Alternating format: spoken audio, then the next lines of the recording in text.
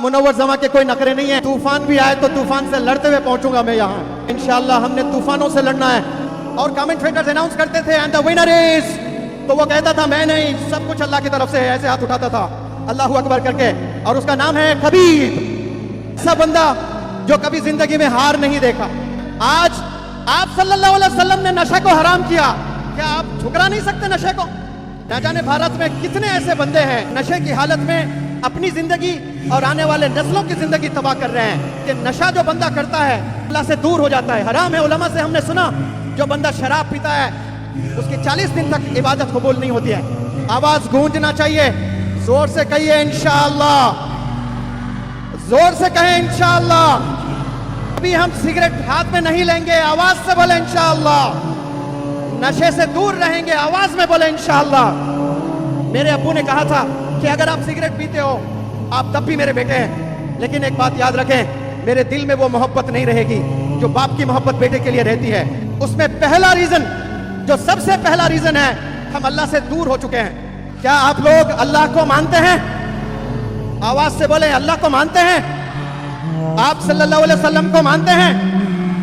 मुकम्मल कामयाबी अल्लाह की मानने में है, मुकम्मल कामयाबी आप सल्लल्लाहु अलैहि वसल्लम की मानने में है।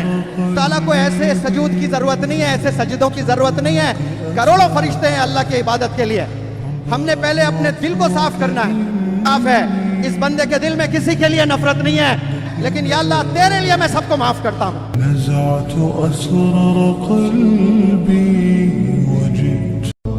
إليك أنت صباحي مصفد بمسايا فاسكب ضياءك إني ظمآن ضل صدايا إليك أنت صباحي। अब आइए मैं आप तमाम के दरमियान उस शख्सियत को पेश करने जा रहा हूं।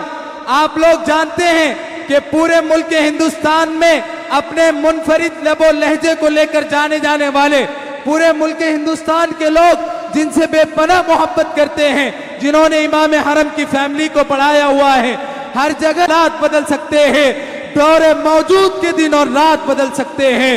तुम बदल जाओ यारो, हालात बदल सकते हैं। आपकी जोरदार तालियों के बीच में मुनव्वर जमा साहब का इस्तकबाल फरमाएं। तालियां बजती रहनी चाहिए।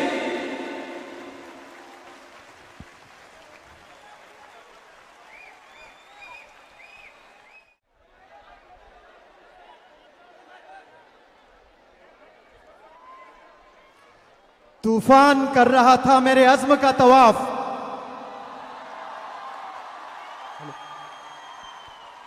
तूफान कर रहा था मेरे अज़्म का तवाफ।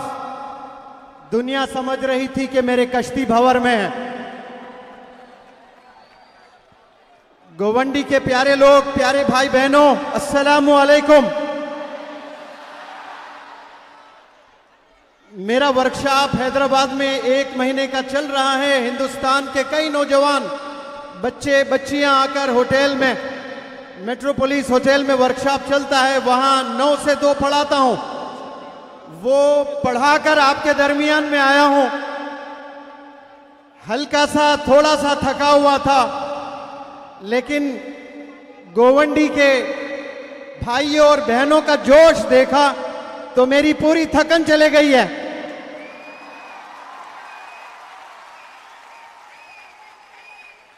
जैसे सचिन तेंदुलकर कहा करता था, boost is the secret of my energy, तो मुझे कहना चाहिए आज Govandi is the secret of my energy.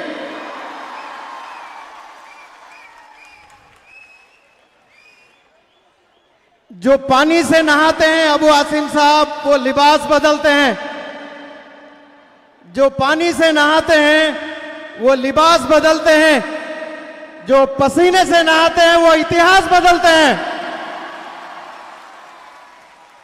ये हल्की बारिश हो रही थी। अबू आसिम साहब थोड़ा सा घबरा रहे थे कि मुश्किलों से यह प्रोग्राम कंडक्ट हुआ है, कहीं लोग चले ना जाएं। लेकिन अबू आसिम साहब के इल्म में मैं ले आना चाहता हूं, ये अल्लाह की रहमत बरस रही थी गोवंडियों पर। और यहां बारिश भी हो जाए, आज फोन पर मैं अबू आसिम साहब से 3-4 दफा बात किया। हर दफा यही कह रहे थे कि बादल मंडरा रहे हैं, बारिश होने के पूरे चांसेस हैं। तो मैंने अबू आसिम साहब से कहा, अबू आसिम साहब, मुनव्वर जमा के कोई नखरे नहीं है, तूफान भी आए तो तूफान से लड़ते हुए पहुंचूंगा मैं यहां।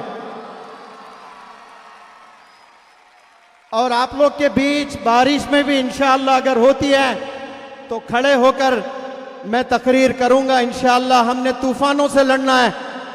ये तो अल्लाह की बारिश है, ये बारिश में भीगने से कोई इंसान को तकलीफ नहीं होती है। लेकिन यहां जो मकसद है असल ये प्रोग्राम का रखने का, मैं सीधे टॉपिक पर आता हूं ताकि क्या पता ज्यादा बारिश हो जाए तो कुछ लोग चले ना जाएं और वो मैसेज से महरूम ना हो जाएं। अल्लाह ने 2 कान दिए, लेकिन बड़ों से हमने सुना कई दफा कहते हुए कि दिल के भी कान होते हैं और दिल के कान से सुने। तो मैं आज आप सबसे इल्तिजा करता हूं कि अपने दिल के कान से ये बात सुने। मैं एक खिलाड़ी को जानता हूं, वो ऐसा खिलाड़ी जो जिंदगी में कभी हार नहीं देखा, और वो इंटरनेशनल खिलाड़ी है। और ऐसा ऑलमोस्ट इम्पॉसिबल हो ही नहीं सकता कि कोई इंटरनेशनल लेवल पर जाए और कभी जिंदगी में एक दफा हारे ना। नामुमकिन है। इंटरनेशनल लेवल पर जब कोई बंदा पहुंचता है तो अप्स एंड डाउन्स होते हैं उसके, कभी जीतता है कभी हारता है। लेकिन जिस खिलाड़ी का मैं जिक्र करता हूं, अल्लाह ने उस खिलाड़ी को कभी हराया नहीं, वो हमेशा जीतता रहा और वो हमेशा दुआओं के साथ चलता था। इसीलिए कभी अल्लाह ने उसको रुसवा नहीं किया, अल्लाह ने हमेशा जिताया। वो माँ की दुआओं के साथ चलता था, वो वालिद की दुआओं के साथ चलता था। अब मैं इशारा देता हूं तो बहुत सारे लोग शायद समझ भी जाएंगे। वो जब भी जीतता था और कमेंटेटर्स अनाउंस करते थे एंड द विनर इज, तो वो कहता था मैं नहीं, सब कुछ अल्लाह की तरफ से है, ऐसे हाथ उठाता था अल्लाहू अकबर करके, और उसका नाम है खबीब। वो ऐसा बंदा जो कभी जिंदगी में हार नहीं देखा। आप सब लोग जानते हैं यूएफसी, ये बड़ी जबरदस्त फाइटिंग कंपटीशन होता है, मिक्स्ड मार्शल आर्ट्स होते हैं और आसान नहीं होता है। उसमें अनडिफीटेड 29 वर्ल्ड लेवल गेम्स उसने जीते हैं। 29 इंटरनेशनल मैचेस उस बंदे ने खेले हैं और उस बंदे का कोच उसी के अब्बा थे, उसी के डैडी थे, उसी के पापा थे। अब जब वो बंदा 28वां मैच खेल रहा था, 28th मैच पूरी दुनिया देख रही थी, और वो बंदे ने जो अबू आसिम साहब के इल्म में ले आना चाहता हूं, ऐसा खिलाड़ी था वो भी, जो अपोनेंट था बड़ा चैंपियन था, उसका जबरदस्त बोलबाला, वो भी बहुत बड़ा चैंपियन। लेकिन ये खबीब के रिलीजन के ताल्लुक से उसने कुछ गंदे बात की थी, तो फिर खबीब में ऐसी एनर्जी आई और उसको ऐसे धो डाला, पूरी दुनिया ने देखा उसको। और उसके बाद और एक मैच उसका खेलना था, लेकिन उसकी अम्मी ने बेटे से कहा, बेटा तूने 28 मैच जीते हैं अभी तक, और ये 29वां मैच जो तू खेलने जा रहा है, आज तेरे साथ तेरा कोच यानी तेरे अब्बू नहीं है, लिहाजा तू ये मैच ना खेल। तो उसने कहा, मैंने पहले वादा कर दिया था, अब मैं बात से पीछे नहीं हट सकता अम्मी जान, मुझे एक मैच खेलने का मौका दीजिए। 2-3 मिनट में धो डाला वो मैच। 29th मैच था, और जो 28वां मैच था जो उसने जीता था, उसको 50 करोड़ रुपए मिले थे, और जो 29वां मैच जीता था उसको 56 करोड़ रुपए मिले थे। फिर दुनिया वालों ने उसको इतना पसंद किया, इतना पसंद किया, उसने ऐलान किया, मेरे में और खूब एनर्जी है, मैं और खूब लड़ सकता हूं, लेकिन मेरी अम्मी इजाजत नहीं देती है, अभी अब्बू के बिना रिंग में उतरने का परमिशन नहीं है मुझे, लिहाजा मैं नहीं खेलता हूं। तो खेल जो कंपटीशन रखते हैं वो लोगों ने 350 करोड़ का ऑफर दिया है। आप सिर्फ पार्टिसिपेट करिए, आप सिर्फ खेलिए। हारे 350 करोड़, जीते 350 करोड़। हलाल के 350 करोड़ हारने पर भी मिलने वाले थे, लेकिन अपनी मां की बात उस बंदे ने सुना, फिर जिंदगी में उसने खेला नहीं। हलाल पैसों को उसने ठुकरा दिया है। आज आप सल्लल्लाहु अलैहि वसल्लम ने नशे को हराम किया, क्या आप ठुकरा नहीं सकते नशे को? हलाल 350 करोड़ हलाल के उसने ठुकरा दिया है, और आप सल्लल्लाहु अलैहि वसल्लम ने नशे को हराम किया है। न जाने भारत में कितने ऐसे बंदे हैं जो नशे की हालत में अपनी जिंदगी और आने वाले नस्लों की जिंदगी तबाह कर रहे हैं। ये अल्लाह का हुक्म है, ये आप सल्लल्लाहु अलैहि वसल्लम की फरियाद है कि नशा जो बंदा करता है वो अल्लाह से दूर हो जाता है, हराम है। उलमा से हमने सुना जो बंदा शराब पीता है उसकी 40 दिन तक इबादत कबूल नहीं होती है। तो हमने इंशाअल्लाह नशा बंद करना है, और गोवंडी में इंशाअल्लाह कोई एक बंदा भी सिगरेट, गुटखा और नशे का हाथ नहीं लगाएंगे। आवाज गूंजना चाहिए, जोर से कहिए इंशाअल्लाह, जोर से कहें इंशाअल्लाह। कभी हम सिगरेट हाथ में नहीं लेंगे, आवाज से बोले इंशाअल्लाह। नशे से दूर रहेंगे, आवाज में बोले इंशाअल्लाह। मैं जब कॉलेज में पढ़ा करता था, मेरे बहुत से दोस्त हुआ करते थे। एक दफा मेरे अब्बू ने 10-15 दोस्तों में मुझे पाया, बाजार में खड़ा हुआ था।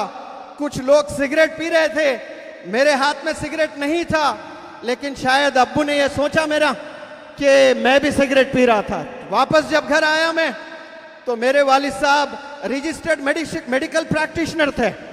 तो आपने मुझे घर पर बिठाकर एक बात कही, वो आज तक मुझे याद है।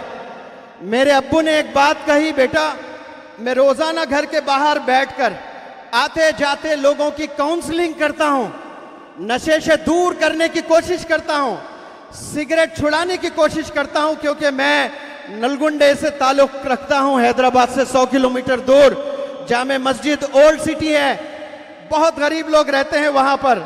वहां वालिद साहब का काम रोज शाम में चेयर पर बैठकर आते जाते बड़े छोटे हिंदू मुसलमान सबको काउंसलिंग किया करते थे।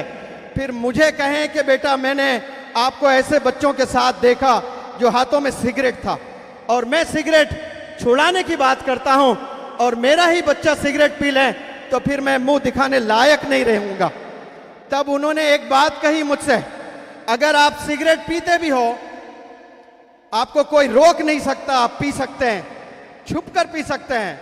मेरे घर में नहीं पी सकते, मैं रोक सकता हूं, लेकिन जब बाहर आप जाते हो तो आप सिगरेट पियोगे, कोई रोक नहीं सकता। लेकिन एक बात सुन ले बाप की, वो बात ये थी, मेरे अब्बू ने कहा था कि अगर आप सिगरेट पीते हो आप तब भी मेरे बेटे हैं, लेकिन एक बात याद रखें, मेरे दिल में वो मोहब्बत नहीं रहेगी जो बाप की मोहब्बत बेटे के लिए रहती है। हो सकता मैं दोस्तों में आकर सिगरेट पीता, लेकिन वो बात ने मुझे ऐसे दिल में बिठा दी है कि कभी सिगरेट को हाथ तो लगाना दूर है, ख्याल तक नहीं आया मुझे कि सिगरेट भी पीने वाली चीज होती है। ये मेरे अब्बू के कहने पर मैंने छोड़ा। क्या आप प्रॉफिट के कहने पर नहीं छोड़ सकते नशा को? क्या आपके दिलों में मोहब्बत है आप सल्लल्लाहु अलैहि वसल्लम से? बताए जोर से सल्लल्लाहु अलैहि वसल्लम बोले। अगर मोहब्बत है तो नशे से दूर होना है, हमने नशे से हमने दूर होना है। आज हमारी कम्युनिटी जो चैलेंजेस फेस कर रही है, उसमें पहला रीजन, जो सबसे पहला रीजन है, हम अल्लाह से दूर हो चुके हैं। मैं हर तकरीर कुछ सवालात से शुरू करता हूं और हर जगह सवाल रखता हूं, यहां भी रखता हूं मैं, और मुझे मालूम है कि जवाब भी क्या आने वाले हैं, फिर भी मैं रखना चाहूंगा और मैं चाहूंगा कि आप लोग जवाब दें। क्या आप लोग तैयार हैं जवाब देने के लिए? क्या आप लोग अल्लाह को मानते हैं? आवाज से बोले, अल्लाह को मानते हैं? आप सल्लल्लाहु अलैहि वसल्लम को मानते हैं? तो फिर मुकम्मल कामयाबी अल्लाह को मानने में नहीं है। मुकम्मल कामयाबी रसूलुल्लाह सल्लल्लाहु अलैहि वसल्लम को मानने में नहीं है। मुकम्मल कामयाबी अल्लाह की मानने में है।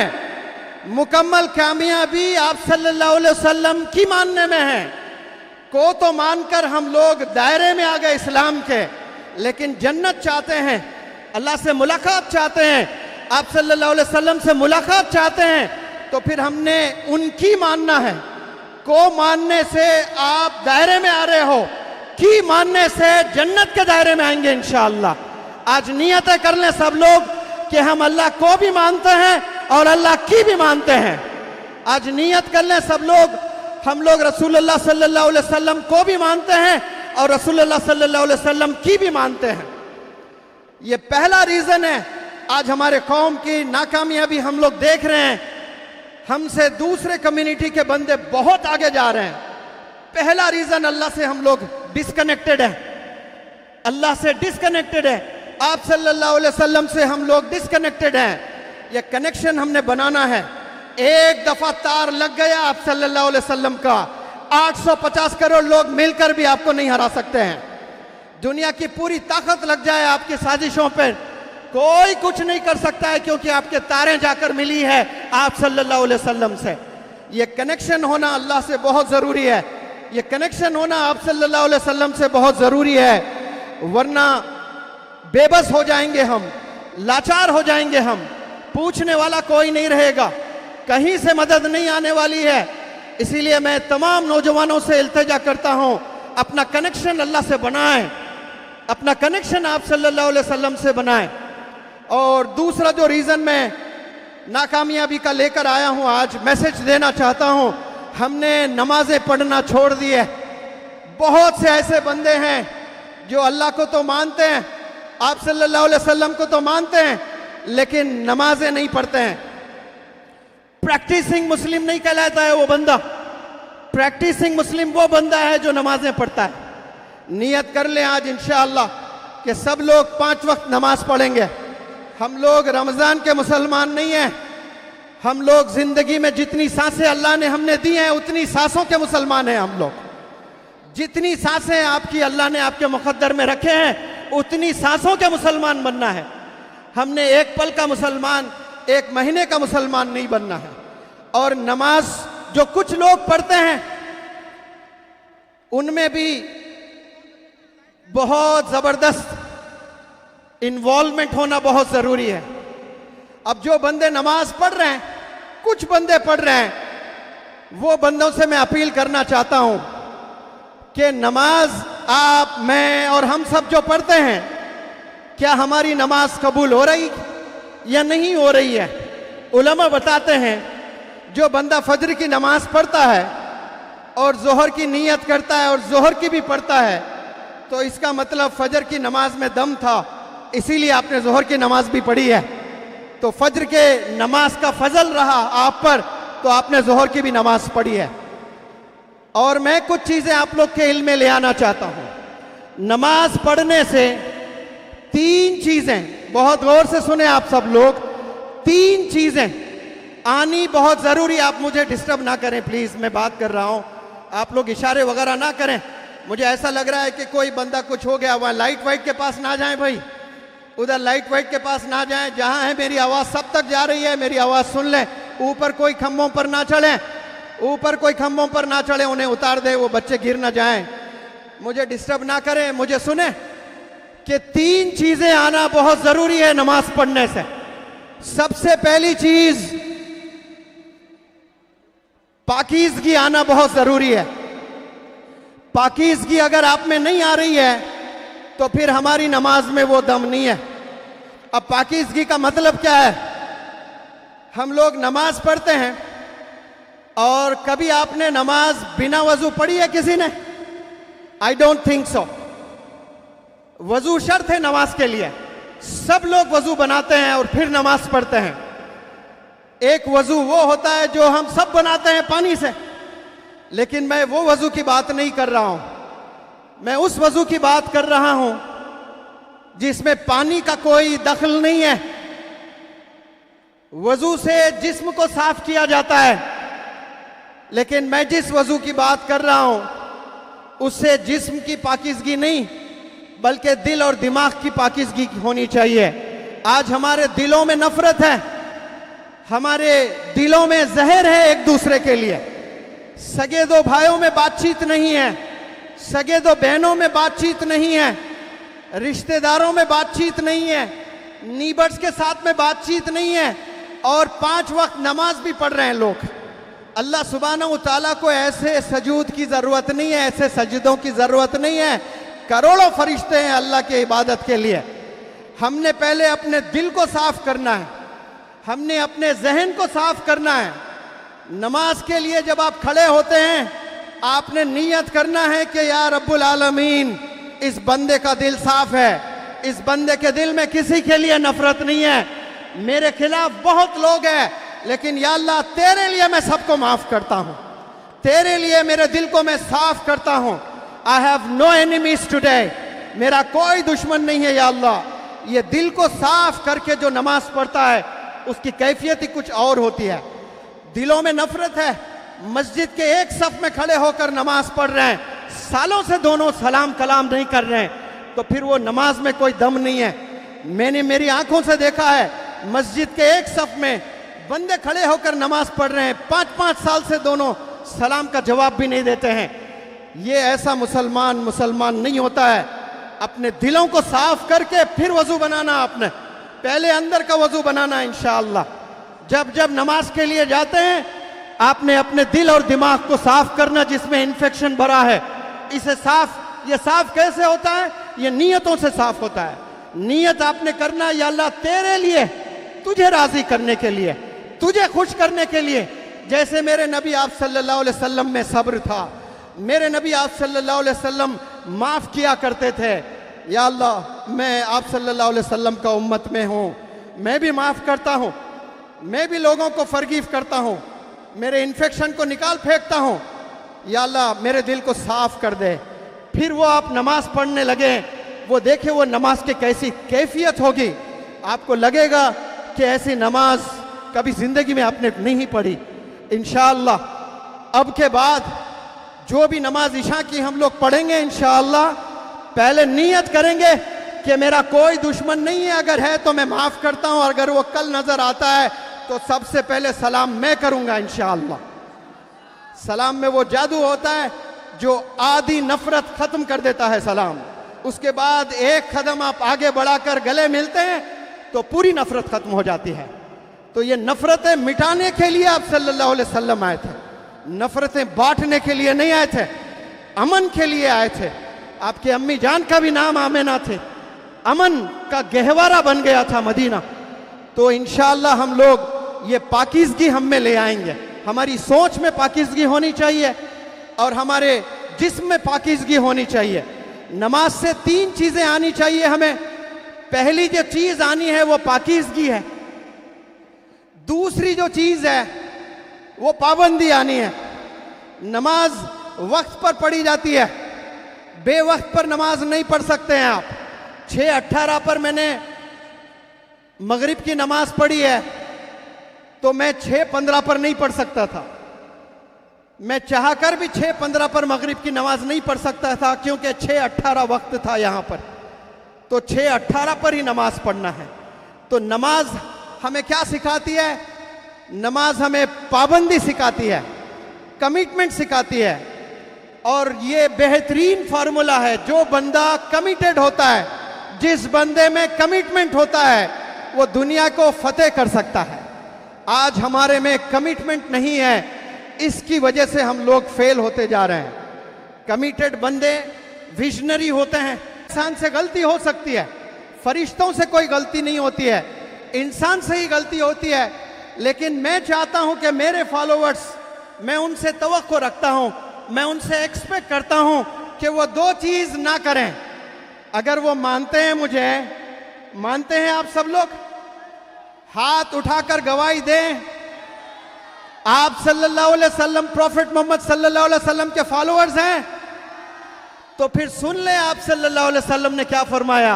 आपने फरमाया अगर आप मेरे फॉलोअर हैं, मुझे मानते हैं, तो मैं चाहता हूं, आपसे गलती तो होती है, लेकिन दो चीजें मैं चाहता हूं आप कभी ना करें।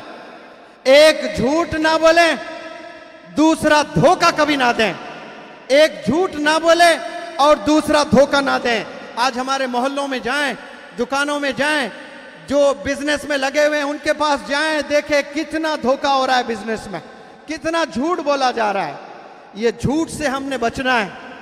आपके कमाई में ऐसी बरकत आएगी इंशाअल्लाह। अगर आप झूठ बोलकर, धोखा देकर, आपने 50,000 कमाना है, आपने 5 लाख कमा लिया है, तो आपकी औलाद ड्रग एडिक्टेड हो जाएगी, आपकी औलाद कोई जानी निकल जाएगा, आपके औलाद में से कोई चोर निकल जाएगा।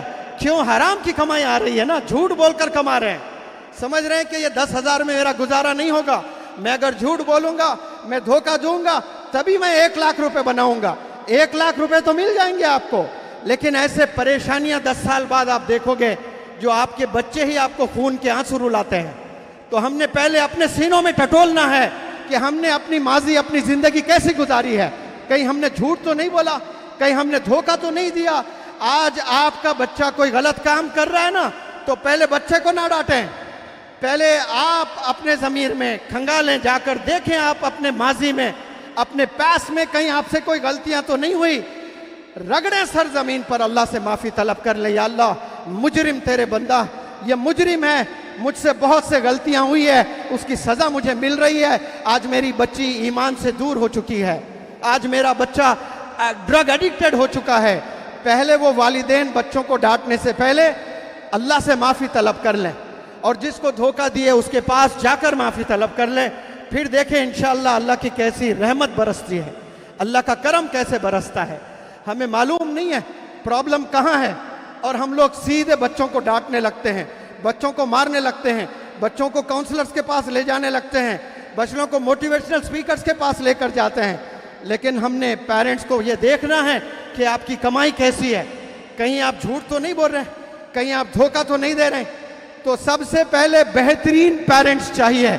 अगर आप लोग, पेरेंट्स तक मेरी आवाज जा रही है, हिंदुस्तान के पेरेंट्स तक, अगर आप लोग चाहते हैं कि आपकी नस्ल अच्छी हो, तो आपने अच्छा होना है पहले।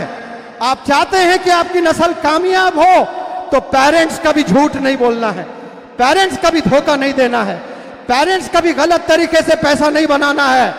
तो फिर इंशाअल्लाह एक मौलाना अबुल कलाम आजाद की लाइन लग जाएगी, फिर इंशाअल्लाह सर सैयद की लाइन लगेगी इंशाअल्लाह, फिर डॉक्टर APJ कलाम की फौज निकलेगी इंशाअल्लाह, फिर लीडर्स पैदा होंगे हमारे कम्युनिटी में इंशाअल्लाह। ये 2 चीजें फॉलो कर ले इंशाअल्लाह। आप सल्लल्लाहु अलैहि वसल्लम के ये ऐसे वेपन्स हैं, कभी झूठ ना बोले, कभी धोखा ना दे। एक दौर वो था मुसलमानों का जो कोर्ट्स में, अदालतों में एविडेंस के तौर पर कोई बूढ़ा आदमी कुर्ता पजामा, पुलिस इंस्पेक्टर साहब पुलिस के यहाँ पर बैठी है, उनके प्रेजेंस में मैं ये बोलने की जुर्रत करता हूँ, हिंदुस्तान का एक ऐसा भी वक्त था जब कोई अदालत में एक बूढ़ा आदमी कुर्ता पजामा दाढ़ी पर गवाह के तौर पर जाता था, तो जज बगैर तहकीक के उसकी बात को मान लेता था, क्योंकि ये बंदे के चेहरे पर दाढ़ी है, ये कुर्ता पजामा पहना हुआ है, ये सर पर ताज टोपी पहना हुआ है, ये झूठ नहीं बोल सकता, ये धोखा नहीं दे सकता। वो दौर भी हम लोग का था, लेकिन आज वो दौर चला गया, वो आप सल्लल्लाहु अलैहि वसल्लम के टीचिंग्स नहीं है। तो आज नियत कर लें गोवंडी के प्यारे बंदो, इंशाअल्लाह 13 अक्टूबर ये रात आपने डिसाइड करना है, इंशाअल्लाह हम कभी झूठ नहीं बोलेंगे, हम कभी धोखा नहीं देंगे, कुछ भी हो जाए इंशाअल्लाह हम झूठ नहीं बोलेंगे और धोखा नहीं देंगे। अगर हमारी कौम ऐसी हो गई, आप देखना पुलिस डिपार्टमेंट आपको सल्यूट करेगा। ये क्या कम्युनिटी है, कोई बंदा झूठ नहीं बोलता है, कोई बंदा धोखा नहीं देता है। तरसना पुलिस वाले कि भाई हमारे पास कोई केस आता ही नहीं मुसलमानों का, क्यों नहीं आ रहा है केस? क्योंकि हम झूठ नहीं बोलते हैं, हम धोखा नहीं देते हैं। जितने गलत काम कर कर लोग पुलिस में जा रहे हैं, ये 2 चीज़ों का इन्वॉल्वमेंट होता है उसमें, वो झूठ भी बोलते हैं और वो धोखा भी देते हैं। क्या मैं तवक्को रख सकता हूँ आपसे? ये तो आप सल्लल्लाहु अलैहि वसल्लम का फरमान था। मैं एक रिमाइंडर की तरह आप लोग के दिलों में ये बात डालना चाहता हूँ आज, क्या आप लोग जुर्रत कर सकते हैं ये नियत करते हैं इंशाअल्लाह कि कभी हम लोग झूठ नहीं बोलेंगे इंशाअल्लाह, कभी हम लोग धोखा नहीं देंगे इंशाअल्लाह। इसी से कामयाबी है। और बहुत से बंदे आज ड्रग एडिक्टेड है, नशे में हैं, जिंदगियां तबाह कर रहे हैं। याद रखें, जो बंदा नशे में अपनी जिंदगी तबाह करता है वो सिर्फ उसकी जिंदगी तबाह नहीं हो रही है, उसके वालिदैन रोज घुट घुट कर मर रहे हैं। जो नशे में एडिक्टेड हैं उनके वालिदैन रोज मर रहे हैं। एक वो मौत होती है जो सुपारी लेकर मारा जाता है, किसी बंदे का कत्ल किया जाता है पैसे लेकर, वो एक दफा मारने से मौत हो जाती है। लेकिन यहां बेटे, नौजवान बच्चे अपनी मां को जिसके कदमों के नीचे जन्नत है उसका रोज मर्डर कर रहा होता है। बाप जो जन्नत का दरवाजा है उसका रोज मर्डर कर रहा है वो। इसीलिए ऐसे बच्चों को मैं साइलेंट किलर्स कहता हूं, जो अपनी हरकतों से अपनी वालिदैन को परेशान करते हैं, वो साइलेंट किलर्स हैं। 40 साल की उम्र है, नौजवान है बाप के बाजुओं में अभी लड़ने का दम है, लेकिन बच्चों की हरकतों की वजह से 10वीं जमात अभी आया नहीं है, 8वीं जमात के बच्चे हैं, 7th स्टैंडर्ड के बच्चे हैं जो ड्रग्स में इन्वॉल्व है, 7वीं जमात, कौली जवानी है, 10 साल अभी नहीं हुए हैं, वो ड्रग्स में इन्वॉल्व है। अब वो 40 साल का बाप अपने 10 साल के बेटे को ड्रग्स में मुलविस देखता है तो वो हिम्मत हार जाता है, और वो माँ को डायबिटीज आ जाता है, ब्लड प्रेशर आ जाता है, थायराइड आ जाता है, बीमारियों का एक सिलसिला चल पड़ता है। तो क्या फिर वो बच्चे साइलेंट किलर्स नहीं कहलाए जाएंगे? आवाज लगाकर बोलें।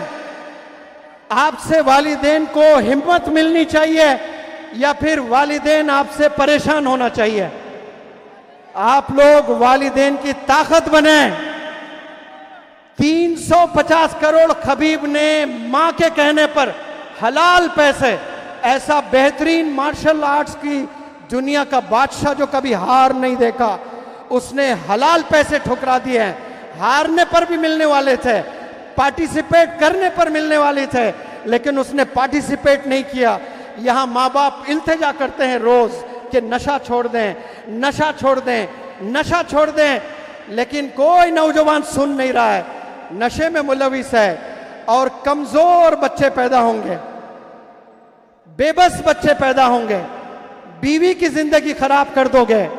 अब वो जो ड्रग एडिक्टेड नौजवान बच्चा है वो शादी तो करेगा, जवान है, जज्बात है उसमें, और वो बेचारी जो शादी करती है बड़े ख्वाब, बड़े अरमान लेकर आती है, लेकिन चुकना चूर हो जाते हैं तमाम ख्वाब, क्योंकि ये ड्रग्स में जो इन्वॉल्व है वो बीवी को मारता है, बीवी से मोहब्बत नहीं करता है, बीवी को खुशी नहीं देता है, और फिर बच्चे भी पैदा कर लेता है, बच्चों को तालीम नहीं देता है, बच्चों को मोहब्बत नहीं करता है, फिर वो बच्चे आवारा निकलेंगे।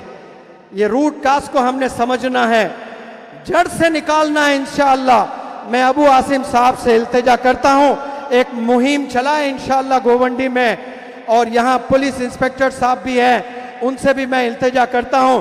मेरा सूरत में एक वर्कशॉप हुआ था, पुलिस इंस्पेक्टर साहब आए थे, अहमद भाई यहाँ तशरीफ फरमा है तोप में, आपने ये प्रोग्राम करवाया था अपने दोस्तों के साथ में, 35,000 का मजमा था, police inspector non Muslim police officer था, सारे मुसलमान, 35,000 मजमा था।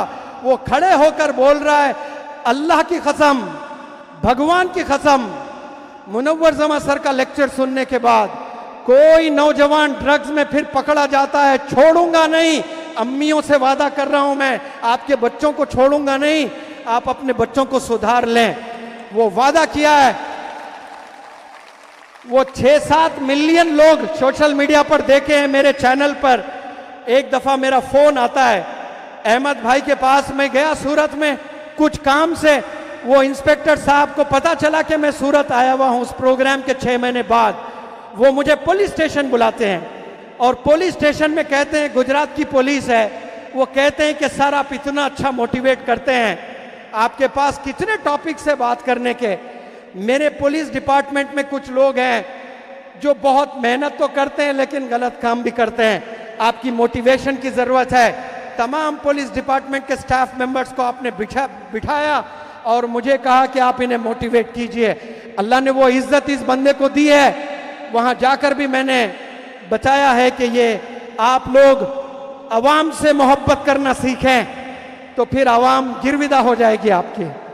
और माशाल्लाह इंडिया की पुलिस बहुत तेजी से चेंज हो रही है, बहुत जबरदस्त चेंज हो रही है। हमने तेलंगाना में देखा, फ्रेंडली पुलिस है, जहालत नहीं करती है, जुल्म नहीं करती है, पहचान लेती है कि कौन बंदा इसमें खता करा हुआ है, उसी पर तंग करती है। लेकिन जो बंदा मुजरिम नहीं होता है उसको विथ ड्यू रिस्पेक्ट बात करती है। और पूरे इंडिया में धीरे धीरे होते आ रहा है ये फ्रेंडली पुलिस वाला, और हमें रिस्पेक्ट भी करना चाहिए। आप इमेजिन करें, हिंदुस्तान की अगर पुलिस है, लाखों में है, कितने लाख मुझे नहीं पता, अगर 24 घंटे वो छुट्टी ले लें और पिकनिक पर चले जाओगे, सारे पुलिस ऑफिसर्स और कांस्टेबल्स, मैं पूरे तजुर्बे से कहता हूं हिंदुस्तान का पॉपुलेशन आधा हो जाएगा, लड़ लड़ कर मर जाएंगे। तो हमारी हिफाजत माशाल्लाह पुलिस कर रही है, सलूट करते हैं हम इंडियन पुलिस को। मैं पूरे जज्बात से कह रहा हूं और सही कह रहा हूं, हम में वो दुश्मनियां हैं, वो गंदगियां हैं, वो जहर हमने पाल रखा है एक दूसरे के लिए। अगर पूरी इंडिया की पुलिस छुट्टी पर चले जाए सिर्फ 14 घंटे के लिए या 24 घंटे के लिए, लड़ लड़ कर मर जाएंगे। ये धूपों से लड़ते हैं, ये बारिशों में काम करते हुए हैं, ये ट्रैफिक पुलिस, ये कैसी गर्मियों में रोज 24 घंटे आप काम करके दिखाए मुझे। 24 घंटे जो पुलिस ट्रैफिक में खड़े होकर जो जहरीली गैस इनहेल करते हैं, सलाम करता हूं मैं मुंबई की ट्रैफिक पुलिस को। कैसा ट्रैफिक होता है यहाँ पर, कैसा पोल्यूशन होता है। वो पोल्यूशन की जो गैस, जो जहर है, वो अपने नाकों से फेफड़ों में जा रहे हैं, लेकिन आप लोग के लिए रास्ता बना रहे हैं। किसके लिए रास्ता बना रहे हैं? मासूम बच्चे स्कूल जाएं, रास्ता क्लियर करते हैं, वालिदैन ऑफिस जाएं, रास्ता साफ रखते हैं। पाकीज़गी आधा ईमान है। मैंने सुना यहाँ के इंस्पेक्टर साहब से मेरी बात हो रही थी, उन्होंने कहा सर यहाँ बहुत गरीब लोग होते हैं, गोवंडी में बहुत चैलेंजिंग लोग हैं, गरीब तबका है, उसमें बहुत से ऐसे भी लोग हैं जो मजदूर हैं, इसमें ऐसे भी लोग हैं जो कचरा उठाते हैं। मैंने कहा कि जो भी कचरा उठाता है रोज़े क़यामत में अल्लाह उन्हें बड़े इनामों से नवाजने वाला है, इसलिए कि पाकीज़गी आधा ईमान है। आप सड़कें साफ रख रहे हो, आप सड़कें साफ कर रहे हो। ये म्युनिसिपैलिटी का जो डिपार्टमेंट है सुबह 4 बजे उठकर सड़कों को साफ रखते हैं ताकि जब आप दरवाज़ा खोलें सड़क साफ नजर आए आपको।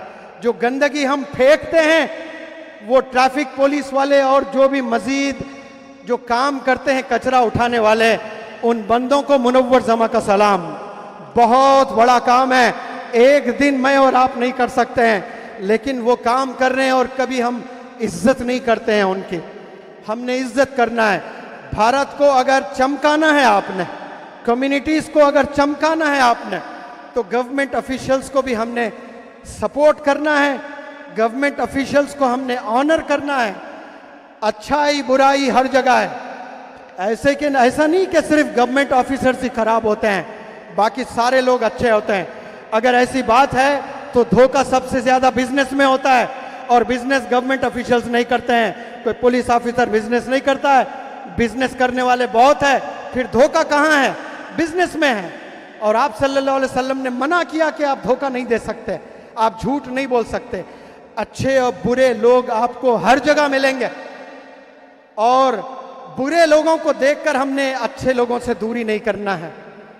गवर्नमेंट में बहुत अच्छे लोग हैं, पुलिस में बहुत अच्छे लोग हैं, म्युनिसिपैलिटी में बहुत अच्छे लोग हैं। एक कदम तू आगे बढ़ाकर तो देख, एक सलाम कभी जिंदगी में करके देख, फिर इंशाअल्लाह वो लोग भी कैसे गिरविदा हो जाते हैं आप पर। हमने इतिहास बदलना है इंशाअल्लाह, इसके लिए बहुत मेहनत की ज़रूरत है। हाँ जी, पुलिस साहब, इंस्पेक्टर साहब ने फरमाया था यहाँ गरीब लोग बहुत होते हैं। मेरे एक दोस्त है बड़े कामयाब बिजनेसमैन, वो हमेशा मुझे कहा करते थे, और जब पहली दफ़ा कहें तो बड़ा ताजुब किया मैंने। उन्होंने कहा कि सर इस दुनिया में कोई गरीब ही नहीं है। मैं परेशान हुआ कि ये बंदा बोल क्या रहा है कि कोई गरीब ही नहीं है। और हम कार में जा रहे हैं, एक बंदा भीख मांग रहा था। मैंने कहा कि भैया जो बंदा भीख मांग रहा है क्या ये गरीब नहीं है आपकी नज़र में? तो वो मुस्कुराए। फिर हमारी कार आगे गई, एक बंदा छोटी सी रेडी पर कुछ बेच रहा था और कपड़े बड़े फटे हुए थे। तो मेरे दोस्त ने जो कहा था मैंने उनको रिमाइंड किया, मैंने पूछा ये जो रेडी पर फटे कपड़ों में कुछ बेच रहा है ये क्या आपके नज़दीक अमीर है, ये गरीब नहीं है? तो मेरे दोस्त ने फरमाया सर मैंने ये तो नहीं कहा कि ये अमीर है, मैंने कहा कि ये गरीब नहीं है। फिर मैंने पूछा कि माजरा क्या है बताएं। मैंने सड़क पर कितने लोगों को दिखाया जो लाचार थे, जो बेबस थे, क्या ये गरीब नहीं है? तो फिर वो दोस्त ने जो बात बताई है वो सच है या गलत है, इसका फैसला मैं नहीं करता हूँ, इसका फैसला आपने करना है।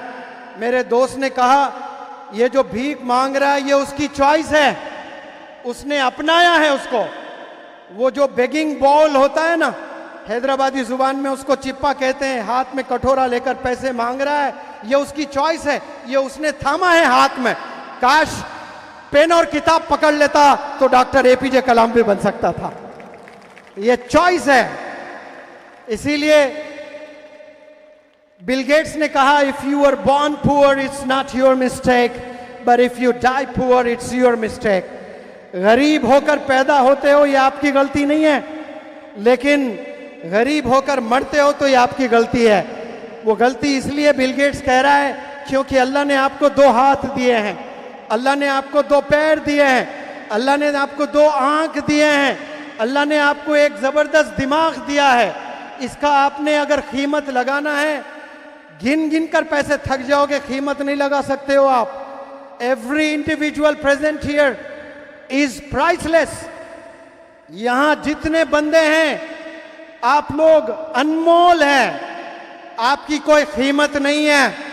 आईफोन की कीमत है 1.5 लाख रुपए, लेकिन यहां एक एक बंदा जो बैठा है उसकी कोई कीमत नहीं है। आपकी कीमत 1 करोड़ नहीं है, 100 करोड़ नहीं है, 1000 करोड़ नहीं है। आप प्राइसलेस, आप अनमोल है।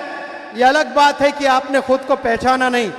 इसीलिए मैं अक्सर कहता हूं कि इंसान 2 बहुत बड़े गलती करता है, एक खुद को नहीं पहचानता और दूसरा खुदा को नहीं पहचानता। जो बंदा खुदा को नहीं पहचानता और खुद को नहीं पहचानता वो यहां भी नाकाम हो जाएगा और वो रोज़े क़यामत में भी नाकाम होगा। खुदा को नहीं पहचानने का मतलब ये नहीं कि खुदा से इनकार करना। खुदा को जानता है लेकिन खुदा की ताकत को नहीं पहचान रहा है, खुदा की अजमत को नहीं पहचान रहा है, खुदा की रहमत को नहीं पहचान रहा है, खुदा की बरकत को नहीं पहचान रहा है, खुदा की आजमाइश को नहीं पहचान रहा है। आजमाइश को भी हमने पहचानना है, उस पर भी हमने ईमान ले आना है। ला इलाहा इल्लल्लाह मुहम्मदुर रसूलुल्लाह।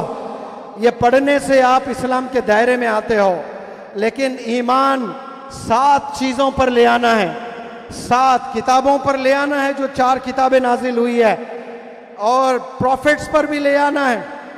7 चीज़ों में एक बहुत बड़ी चीज़ मैं आपके इल्म में आज ले आना चाहता हूँ जिसके शिकार है मेजॉरिटी ऑफ द पीपल। हम ईमान अल्लाह पर तो ले आते हैं, आप सल्लल्लाहु अलैहि वसल्लम पर तो ले आते हैं, कुरान पर ले आते हैं, रोज़े क़यामत पर ले आते हैं, और मौत पर भी हमारा ईमान है, लेकिन मुक़द्दर पर हमारा ईमान नहीं है। जब कोई परेशानी आती है तो हम सीधे मायूस हो जाते हैं और शिकवे करने लगते हैं अल्लाह सुब्हानहू व तआला से कि ये मेरे साथ ही जुल्म क्यों हो रहा है। हमने ईमान मुक़द्दर पर भी ले आना है।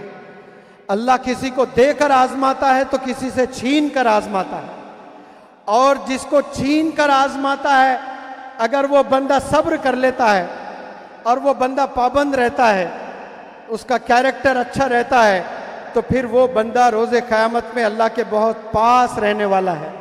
लोग बहुत शिकवाएं करते हैं अल्लाह से कि अल्लाह सुब्हानहू व तआला सबको नवाज रहा है लेकिन मुझे कुछ नहीं दे रहा है। ऐसी शिकायतें बहुत सारे लोग करते हैं। हम कामयाब उस बंदे को समझते हैं जिसके पास पैसा है। मैंने ऐसे लोगों को देखा है जिनके पास इतना पैसा। हैदराबाद में एक बंदे की मौत हुई है, मौत होने के 3 महीने के बाद उसका बेटा आया है, बंटवारा हो रहा था, हजारों करोड़ की प्रॉपर्टी थी, वो प्रॉपर्टी का बंटवारा हो रहा है। जब पता चला तो उसके लिए वो उसका बेटा आया है। जब बाप की मौत हुई थी तो मौत जनाजे की नमाज के लिए, तदफीन के लिए बेटे के पास वक्त नहीं था, अमेरिका में था। लेकिन यहाँ बंटवारा हो रहा था प्रॉपर्टी का, तो फौरन चला आया। तो वो 1000 करोड़ आपने बना लिए, और जब आपकी मौत हुई, आपका नौजवान बच्चा आपके पास नहीं है नमाज पढ़ने के लिए जनाजे की, आप क्या इसे कामयाबी कहते हो? ये कामयाबी नहीं है। लोग समझते हैं कि फकत कामयाबी पैसों में है। कामयाबी पैसों में नहीं है, कामयाबी सब्र में है, कामयाबी सच्चाई में है, कामयाबी मोहब्बत में है, कामयाबी इंसाफ में है। जो बंदे इंसाफ करते हैं भले वो हार जाते हैं, भले वो कामयाबी से यानी प्रोग्रेस से महरूम रहते हैं, लेकिन वो सच ही बोलते हैं हमेशा। अल्लाह के नज़दीक ये इंसान बड़े कामयाब होते हैं।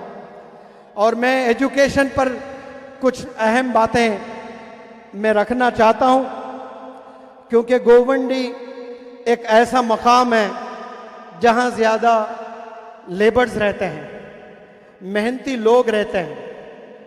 मुझे पुलिस साहब से मेरी बात हो रही थी, उन्होंने कहा था यहाँ मजदूर बहुत होते हैं। मजदूर का काम सुबह 8 बजे से लेकर रात के 8 बजे तक होता है। और एक ऐसे भी मजदूर होते हैं जो बिल्डिंग्स बनाते हैं जी, तो ऐसे भी मजदूर होते हैं जो मकानात बनाते हैं। 1 घर बना, 2 घर बने, 3 घर बने, 4 घर बने।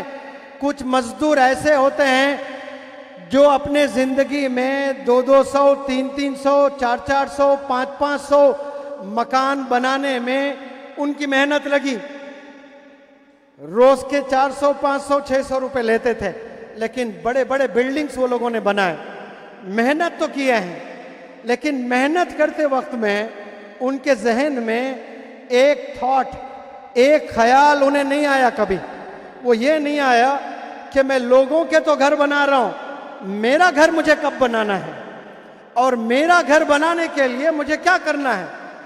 अगर आपको यहाँ लेबर्स हैं जिनके जाती मकानात नहीं हैं, उनके लिए मैं एक इल्तिजा करता हूँ कि आप दूसरों के लिए बहुत मेहनत करते हो, खुद के लिए कभी सोचते नहीं हो। खुद का भी अगर मकान चाहते हो तो आपने जो पहला मैसेज अल्लाह का इक़रा, इल्म हासिल करने वाला जो मैसेज आया है ना, उस मैसेज के एम्बेसडर आपने बनना है। दीन और दुनिया की तालीम आपने हासिल करनी है। कामयाबी याद रखें सिर्फ एजुकेशन में है। आज मैं बहुत से नौजवान बच्चों को ये कहते हुए सुना कि मुझे पढ़ाई की क्या जरूरत है, मैं तो बाप का बिजनेस कर लूंगा। बिजनेस से पैसा मिलता है, बिजनेस से घर नहीं बनते हैं। घर जो बनते हैं वो एजुकेशन से बनते हैं। मैं इंग्लिश ग्रामर के अलावा इंग्लिश प्रोनाउंसिएशन भी पढ़ाता हूँ, पब्लिक स्पीकिंग भी सिखाता हूँ। मेरे एक उस्ताद जिनका रोड एक्सीडेंट में दुबई में इंतकाल हुआ है, बड़े रईस, हैदराबाद में सबसे पहला कंप्यूटर खरीदने वाले मेरे ही उस्ताद सलमानी साहब, Rajiv Gandhi late prime minister, उनके बड़े खास दोस्त भी थे। तो आपने एक बात मुझे बताई थी, एक सवाल उन्होंने पूछा था, वही सवाल मैं आपसे पूछता हूं और सबसे पूछता हूं, क्या जवाब देने के लिए तैयार हैं आप? एक घराना है, उस घर में 5 बच्चे रहते हैं, नौजवान बच्चे 5। कितने रहते हैं? 5। एक बंदा जज है, जज हाई कोर्ट का जज बना है। दूसरा बंदा साइंटिस्ट बना है। तीसरा बंदा आईएएस ऑफिसर बना है। चौथा बंदा डॉक्टर बना है, वर्ल्ड हेल्थ ऑर्गेनाइजेशन के लिए काम करता है। और 5वां बंदा इंजीनियर है, नासा के लिए काम करता है। एक बंदा डॉक्टर है, एक बंदा इंजीनियर है, एक बंदा साइंटिस्ट है, एक बंदा आईएएस ऑफिसर है, और एक बंदा जज है। उस घराने को आप कौन सा घराना बोलते हो? जोर से आवाज दें, आवाज दें। उस घर को आपने अगर नाम देना है तो क्या नाम दोगे? मैंने कहा था कि ये एजुकेटेड घर है। आपका क्या कहना है? आवाज में बोलें। एजुकेटेड घर बोलते हैं ना, लेकिन मेरे उस्ताद ने कहा कि मेरे अब्बू ऐसे घर को एजुकेटेड घर नहीं बोलते थे। अगर वो घर में जरूर 5 लोग बड़े पोजीशंस पर काम कर रहे हैं, लेकिन उनकी नस्ल भी अगर वही नक्शे कदम पर चलती है, फिर दूसरी नस्ल भी चलती है, फिर तीसरा जनरेशन भी चलता है, चौथा जनरेशन भी ऐसा ही चल रहा है, 5वां, 6वां, 7वां, 8वां, 9वां, 10 जनरेशन में भी सारे बंदे जजेस बन रहे हैं, सारे बंदे आईएएस बन रहे हैं, सारे साइंटिस्ट बन रहे हैं। तब मैं मानूंगा कि वो पढ़ा लिखा घर है, वो एजुकेटेड घर है। एक घर में कोई पढ़ लिख कर डॉक्टर बन जाए तो वो एजुकेटेड घर नहीं है भाई। नस्लों में जाना है एजुकेशन, हड्डियों में जाना है, गूदों में जाना है हमारे एजुकेशन। इसके लिए हमने कुर्बानियां देनी है। जो आप समझते हो ना कि पढ़ाई से क्या मिलेगा, पढ़ाई से अखलाक मिलता है, पढ़ाई से तमीज मिलती है, पढ़ाई से सब्र सीखता है इंसान, पढ़ाई से इंसान को अपॉर्चुनिटीज मिलते हैं। आपको एक चीज मैं बताना चाहता हूं, मैं हैदराबाद से आता हूं। एक स्कूल है हैदराबाद पब्लिक स्कूल। उस स्कूल में एक लड़के ने पढ़ाई की है और उस बंदे की आज सैलरी एक साल में 500 करोड़ है। कितने हैं भाई? 500 करोड़। उसने अपनी हाथ में पेन को थामा, किताब को थामा, स्कूल के बैग्स उसने पकड़े, लैपटॉप उसने छुआ, तो उसका साल में उसकी कमाई 500 करोड़ है। वो माइक्रोसॉफ्ट का सीईओ है आज, सत्या नडेला, जिसका फाउंडर है बिल गेट्स। गूगल जानते हो आप सब लोग? हाथ ऊपर करें, कितने लोग गूगल को जानते हो? गूगल के सीईओ को कितने लोग जानते हैं? हाथ ऊपर करें, नाम बताएं जोर से। गूगल का सीईओ कौन है? हाजी सुंदर पिचाई है, तमिलनाडु का बंदा है। साल में उसका पैकेज है 1000 करोड़। आप रोड पर धंधे करते हो छोटे छोटे, बाप के बिजनेस करके आप जाते हो, दुकानों पर बैठते हो, काउंटर पर 500-1000 रुपए कमाकर खुश होते हो। इसके लिए पैदा नहीं हुए आप, नस्लों को चलाने के लिए पैदा हुए। ये रिस्क तो अल्लाह सुब्हानहू व तआला के वादे हैं, अल्लाह देकर ही रहेगा। लेकिन आपकी नीयत ये होनी चाहिए कि मैं कम से कम 100 घर चलाऊंगा इंशाअल्लाह। ये पढ़ाई से ही मुमकिन है, ये एजुकेशन से ही मुमकिन है। बिजनेस भी करना है तो आपने एजुकेशन लेना है, जिसका नाम MBA है, masters in business administration. Graduation के बाद एक इम्तिहान होता है जिसका नाम है CAT, CAT CAT। बड़ा ही टफ एग्जाम होता है और हिंदुस्तान में कुछ 20-25 ऐसे कॉलेजेस हैं, IIMs है, Indian institute of management. Mumbai का भी बड़ा मशहूर है, अहमदाबाद का भी कोई मशहूर है। वहां जाकर कोई बंदा अगर 2 साल MBA कर लेता है ना, उसका जहन ऐसा वसी हो जाता है, इतना विजनरी बंदा होता है। नौजवान बंदे, 25 साल नहीं है, जवान बंदे हैं, 25 साल उम्र है, और वो बंदों का पैकेज करोड़ों में है, करोड़ों में कमा रहे हैं। ये जो बंदे उबर है, ओला है, जोमैटो है, और न जाने कितनी चीजें आई हैं, ये तमाम चीजें किसने इजाद किए हैं? ये एजुकेशन से आए हैं।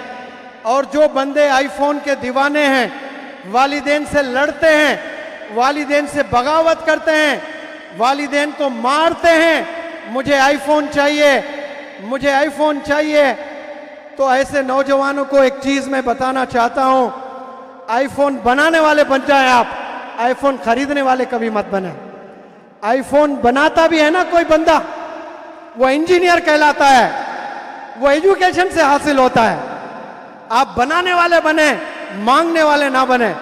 मर्सिडीज कार, गरीब बंदा है, लेकिन हर गुजरती कार पर उसकी नजर पड़ती है, वाओ क्या कार है। कोई लग्जरियस कार गए ना, नजर जब तक कार पर है तब तक देखता रहेगा, जिंदगी में कभी खरीद नहीं सकता लग्जरियस कार। क्यों? उसके लिए मेहनत ही नहीं कर रहा है, उसकी सोच ही नहीं है बंदे को, सिर्फ कारों को देखने के लिए पैदा हुआ है। कार बनाने वाले बने आप लोग, इवन मैकेनिक भी बन जाएं आप मर्सिडीज बेंज के, आपके सैलरी 2-2 लाख होगी, क्योंकि उसके लिए आपको मैकेनिकल इंजीनियर बनना पड़ेगा। एजुकेशन से मोबाइल्स, एजुकेशन से लग्जरियस कार वजूद में आए हैं।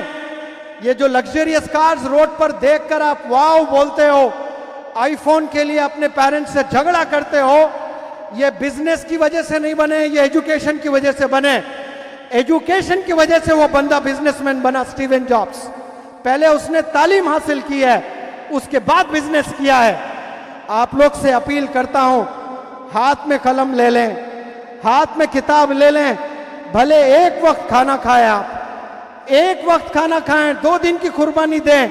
हो सकता है कि आपके नसीब कामयाबी नहीं है, लेकिन ये बंदा वादा करके जाता है आपकी नस्ल कामयाब निकलेगी इंशाअल्लाह। आने वाले जनरेशन्स कामयाब हो जाएंगे अगर आप किताब ले लेते हो, अगर ज्यादा मेहनत करते हो, अच्छे स्कूल में तालीम हासिल कर लेते हो, तो हो सकता है कि आप ही के हयात में आप कामयाब हो जाओगे। अगर आप अपनी कामयाबी नहीं भी देख सकते हो ना, तो आपकी नस्ल जरूर कामयाब देखेगी, और वो सिर्फ और सिर्फ पॉसिबल है एजुकेशन से।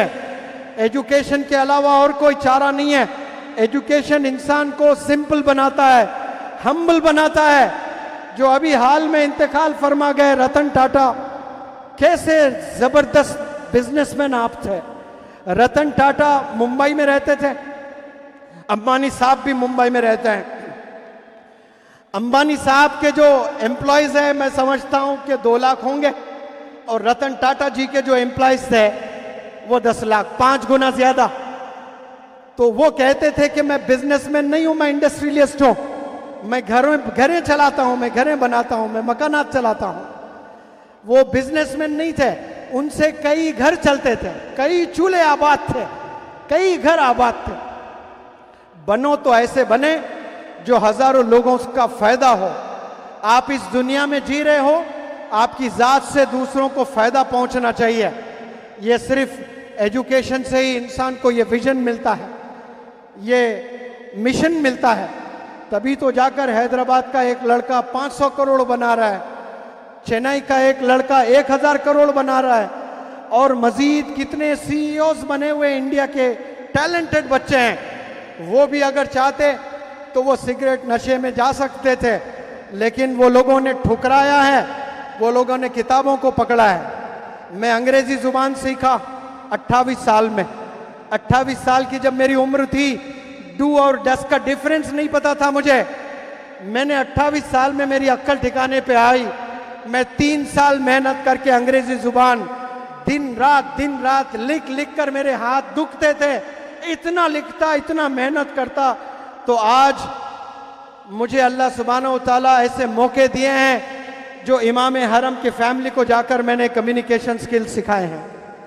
सुप्रीम कोर्ट के चीफ जस्टिस, रियाद के चीफ जस्टिस और उनके फैमिली को मैंने कम्युनिकेशन स्किल्स सिखाए हैं। दिल्ली के आईपीएस ऑफिसर्स को मैंने कम्युनिकेशन स्किल्स सिखाए हैं, और अलीगढ़ मुस्लिम यूनिवर्सिटीज के बच्चों को मैंने वर्कशॉप किए हैं।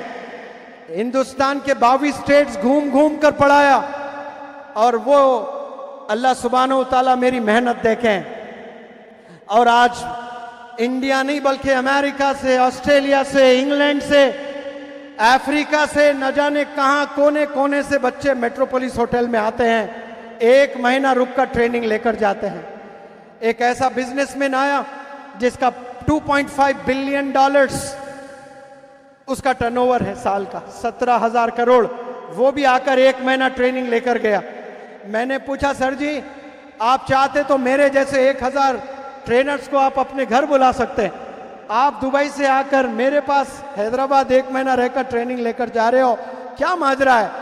तो उस बंदे ने कहा कि सर बिजनेस में इतना मशगूल हो गया हूं, आंख से आंसू नहीं जाते हैं। जब आपकी वीडियोस देखता हूं तो जो नौजवान बच्चे बैठकर रोते रहते हैं, तो मैं हमेशा सोचता कि अल्लाह मुझे भी ऐसे आंसू निकाल, मुझसे भी। तो निकलते नहीं थे, तो मैंने सोचा कि मैं जाऊंगा उस महफिल में बैठूंगा और रोऊंगा, सर मैं यहाँ रोने के लिए आया हूँ। अंग्रेजी सीखने के लिए नहीं आया हूं।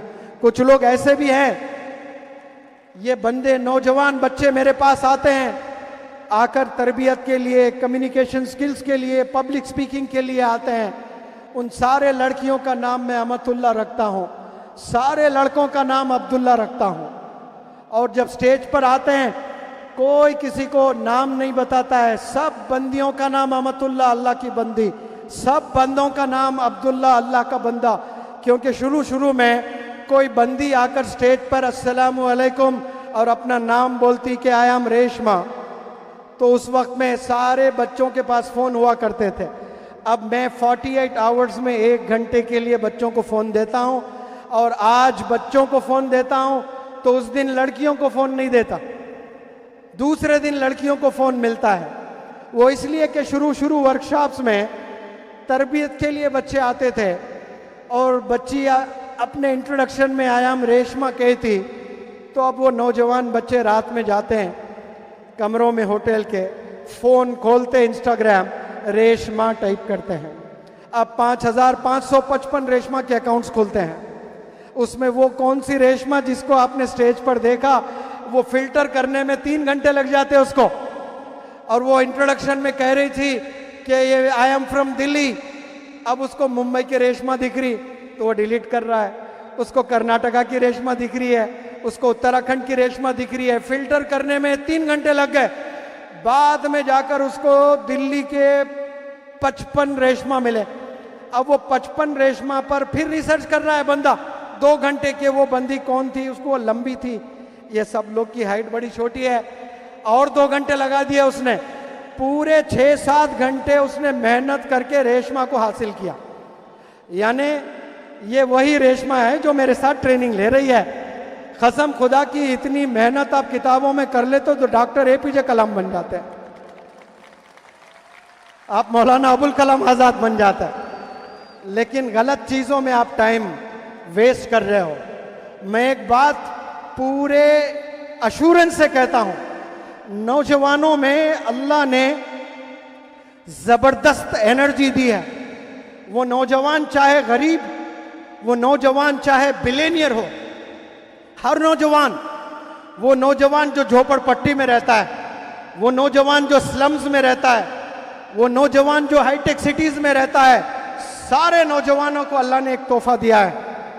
यहां कोई डिस्क्रिमिनेशन नहीं है अल्लाह की तरफ से। सब नौजवानों को अल्लाह ने एक बहुत अनमोल, बहुत जबरदस्त तोहफा दिया है। वो तोहफा क्या है? वो तोहफा है एनर्जी। हर एक नौजवान में जबरदस्त एनर्जी होती है, लेकिन अफसोस नौजवान बच्चे वो एनर्जी किस डायरेक्शन में इन्वेस्ट कर रहे हैं। कोई ड्रग्स में इन्वेस्ट कर रहा है तो वो ड्रग एडिक्टेड हो रहा है, कोई गंदे चीजें देख रहा है तो वो पॉर्न मूवीज का एडिक्ट बन रहा है, कोई चोरी में लगा हुआ है वो चोर बन रहा है, कोई गाली गलोच में लगा हुआ है, मर्डर कर रहा है तो वो कत्ल पे कत्ल किए जा रहा है। 5000 रुपए में लोग आज कत्ल करने के लिए तैयार है। सुपारी लेते हैं जिनको कॉन्ट्रैक्ट किलर्स कहते हैं। 5000 रुपए में इंडिया में ऐसे भी बंदे हैं जो 5000 रुपए लेकर एक बंदे का कत्ल करके एक औरत को बेवा बनाने के लिए 5000 रुपए ले रहा है। एक मां को बेसहारा बनाने के लिए 5000 रुपए का कॉन्ट्रैक्ट ले रहा है। कुछ बच्चों को यतीम बनाने के लिए 5000 रुपए का कॉन्ट्रैक्ट ले रहा है। लानत नहीं तो क्या ऐसे बंदों पर। 5000 रुपए के लिए आज वो बंदा एक औरत, एक भारत की नारी को वो बेवा बना रहा है, एक बूढ़ी मां को बेसहारा बना रहा है, 4-5 मासूम बच्चों को वो यतीम बना रहा है। सिर्फ 5000 रुपए के लिए आप घर को तबाह कर रहे हो। ये एजुकेशन अगर आप सही लेते हो तो फिर आप कभी ऐसे दूसरों का घर नुकसान नहीं कर सकते हैं। आप सल्लल्लाहु अलैहि वसल्लम ने बहुत से टीचिंग्स दी हैं, उनमें मैं एक टीचिंग पर फोकस करना चाहता हूं। आप सल्लल्लाहु अलैहि वसल्लम कहते हैं, the best among you are those who do not harm others with their tongue and with their hands. तुम में से बेहतरीन इंसान वो हैं जो अपनी जुबान से और अपनी हाथ से किसी को तकलीफ नहीं देते हैं। आज हम कितने लोग को गाली देते हैं, कितने लोग को हम धमकाते हैं, डराते हैं, हाथ से मारते हैं, गीबत करते हैं, तो लोगों को तकलीफ हम दे रहे हैं। और आप सल्लल्लाहु अलैहि वसल्लम को हम कहते हैं हम आशिक रसूल है, हम प्रॉफिट मोहम्मद सल्लल्लाहु अलैहि वसल्लम को मानते हैं। अगर आप मानते हैं, आपने अपनी जुबान से किसी को तकलीफ नहीं देना है। अगर आप मानते हैं तो आप अपनी हाथ से किसी को तकलीफ नहीं देना है। ये जितना मजमा है, ये सारे मजमे को गवाह रखकर मैं कहता हूं, मैं 2008 से 2024 तक कमोपेश 3 लाख बच्चों को मैंने पढ़ाया। अबू आसिम साहब, मैं क्लास में ना घड़ी लेकर जाता हूं ना छड़ी लेकर जाता हूं। आज भी देखें, कोई घड़ी नहीं है, कोई छड़ी नहीं, कोई घड़ी नहीं। 3 लाख बच्चों पर कभी मैंने एक दफा भी हाथ नहीं उठाया। टीचर हाथ उठाने के लिए नहीं, टीचर मोहब्बत का पैकर होता है, टीचर मोहब्बत का एम्बेसडर होता है, टीचर डिसिप्लिन सिखाने वाला होता है। आप सल्लल्लाहु अलैहि वसल्लम ने मारकर इस्लाम को दुनिया में स्प्रेड नहीं किया है, आप सल्लल्लाहु अलैहि वसल्लम ने मोहब्बत के जरिए से फैलाया है। अगर ये मेरा मैसेज टीचर्स तक जा रहा है तो सुन ले तमाम टीचर्स। अगर आप कामयाब होना चाहते हो तो पहले बच्चों के दिल में मकाम बनाए। आप पढ़ाना बहुत आसान है, A+B²। पहले आप दिलों में जगह बनाएं, दिलों को फतेह करें। I try my best to win the hearts of my students before I open my mouth in the classroom. Classroom में मेरी जुबान चलने से पहले मैं कोशिश करता हूं कि मेरे स्टूडेंट्स के दिल में मैं जगह बना लूं। अगर आपने, टीचर्स ने बच्चों के दिल में जगह बना लेते हैं तो फिर उसके बाद टीचर को मेहनत करने की जरूरत नहीं होती है।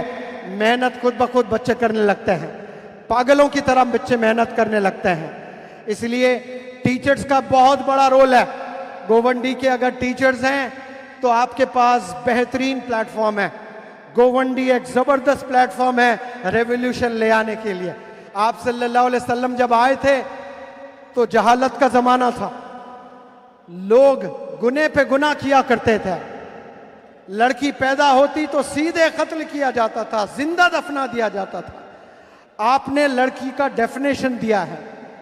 आज पूरी दुनिया वाले वुमेन राइट्स पर, वुमेन एम्पावरमेंट पर हर कंट्री में बड़े बड़े एनजीओस काम कर रहे हैं और गवर्नमेंट के भी बड़े बड़े इनिशिएटिव्स हैं और भारत सरकार के भी जबरदस्त इनिशिएटिव्स हैं कि बेटी पढ़ाओ और बेटी बचाओ। माशाअल्लाह, बहुत प्यारा नारा है।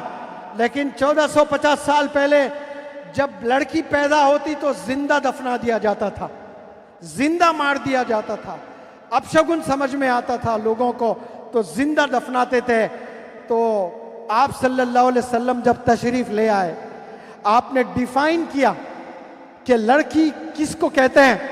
आपने बताया कि लड़की अल्लाह की तरफ से तोहफा है, लड़की अल्लाह की रहमत है। अगर आप लड़की को मारते हो तो आप अल्लाह की रहमत से महरूम हैं। आपने डिफाइन किया लड़कियों को।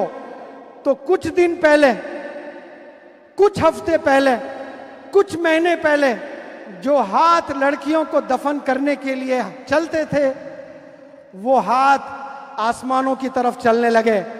वो दुआ करने लगे, अल्लाह से भीख मांगने लगे, या अल्लाह मेरे घर बेटी दे दे। कुछ दिन पहले वही हाथ से बाप दफनाता था बेटियों को, और कुछ दिन बाद वो अल्लाह से भीख मांगने लगा कि या अल्लाह मेरे घर रहमत भेज दे।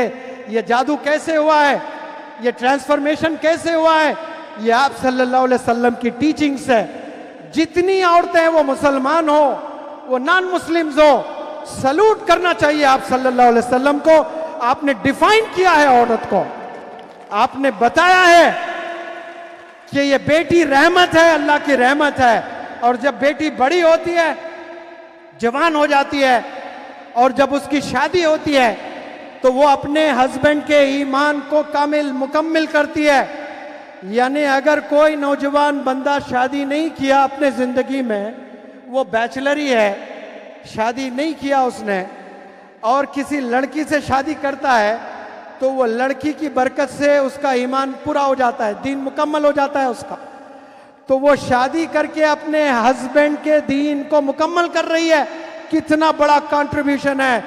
जितने लड़कियां माजी में हजारों साल पहले से आज तक जितनी लड़कियां शादी की है, मुनव्वर जमा का सलूट उन तमाम औरतों को। आपने करोड़ों औरतें, करोड़ों मर्द हजरात के दीन को मुकम्मल किया है माशाअल्लाह। और जब आप कुछ साल बाद मां बनती है, फिर अपने कदमों में जन्नत फैला देती है। बच्चों की जन्नत कहाँ होती है? माँ के कदमों में। ये ऑक्सफोर्ड यूनिवर्सिटी ने नहीं बताया, ये स्टैनफोर्ड यूनिवर्सिटी ने नहीं बताया है, ये हार्वर्ड यूनिवर्सिटी ने नहीं बताया है, ये आप सल्लल्लाहु अलैहि वसल्लम ने बताया माशाअल्लाह।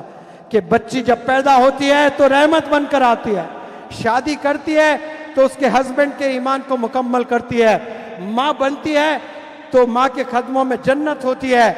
जितनी औरतें हैं खड़े होकर के स्टैंडिंग ओवेशन आप सल्लल्लाहु अलैहि वसल्लम के लिए, खड़े हो जाएं ऑनर में।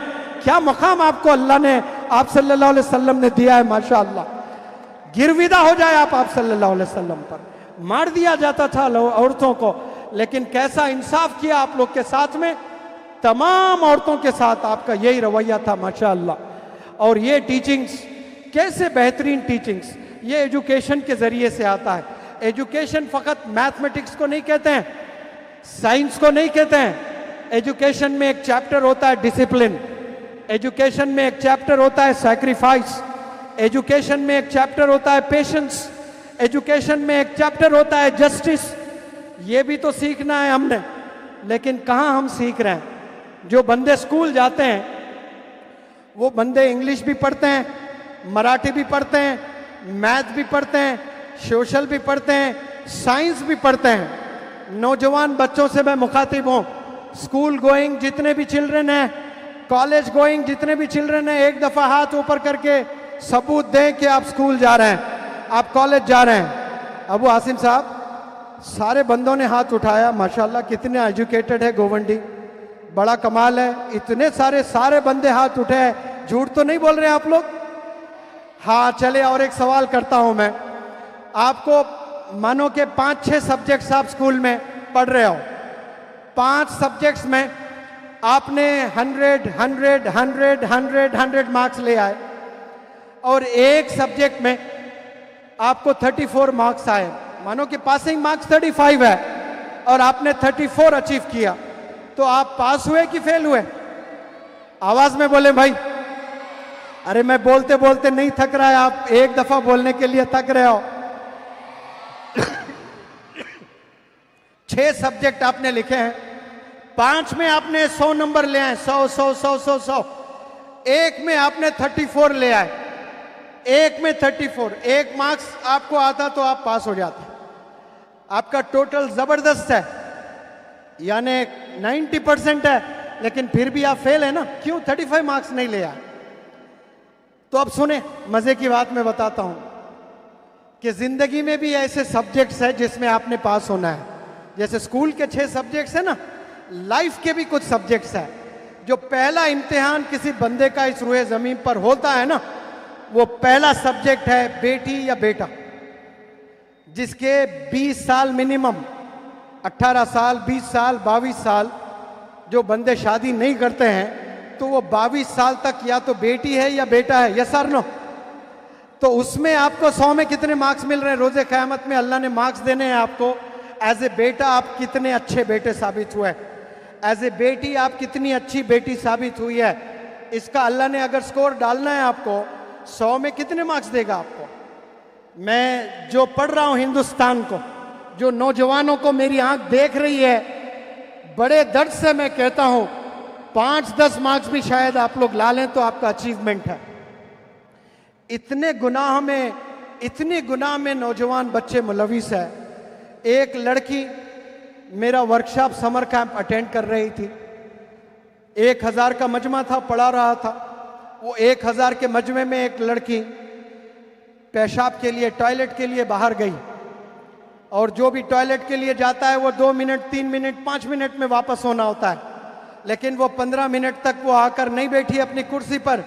और हमारी टीम ऐसी ज़बरदस्त टीम है, वो जाकर इंक्वायरी करने लगी कि टॉयलेट में अभी तक क्यों नहीं आई वो बच्ची। जाकर टॉयलेट में देखे तो वो लड़की है ही नहीं। तो फिर बाद में पता चला कि वो लड़की तना नहीं, उसके बहन के साथ भी आती है वर्कशॉप अटेंड करने के लिए। उस बहन को बुलाया गया, ऑडिटोरियम के बाहर पूछा गया, आपके साथ आपकी बहन भी आती है ये वर्कशॉप अटेंड करने? उसने कहा हाँ सर मेरी बहन भी आती है। कहाँ है? अभी तो थी कुछ देर पहले। तो नहीं सर वो तो टॉयलेट गई है। तो हमने कहा कि टॉयलेट में तो है ही नहीं वो लड़की। तो नहीं पता सर मुझे कहाँ गई है।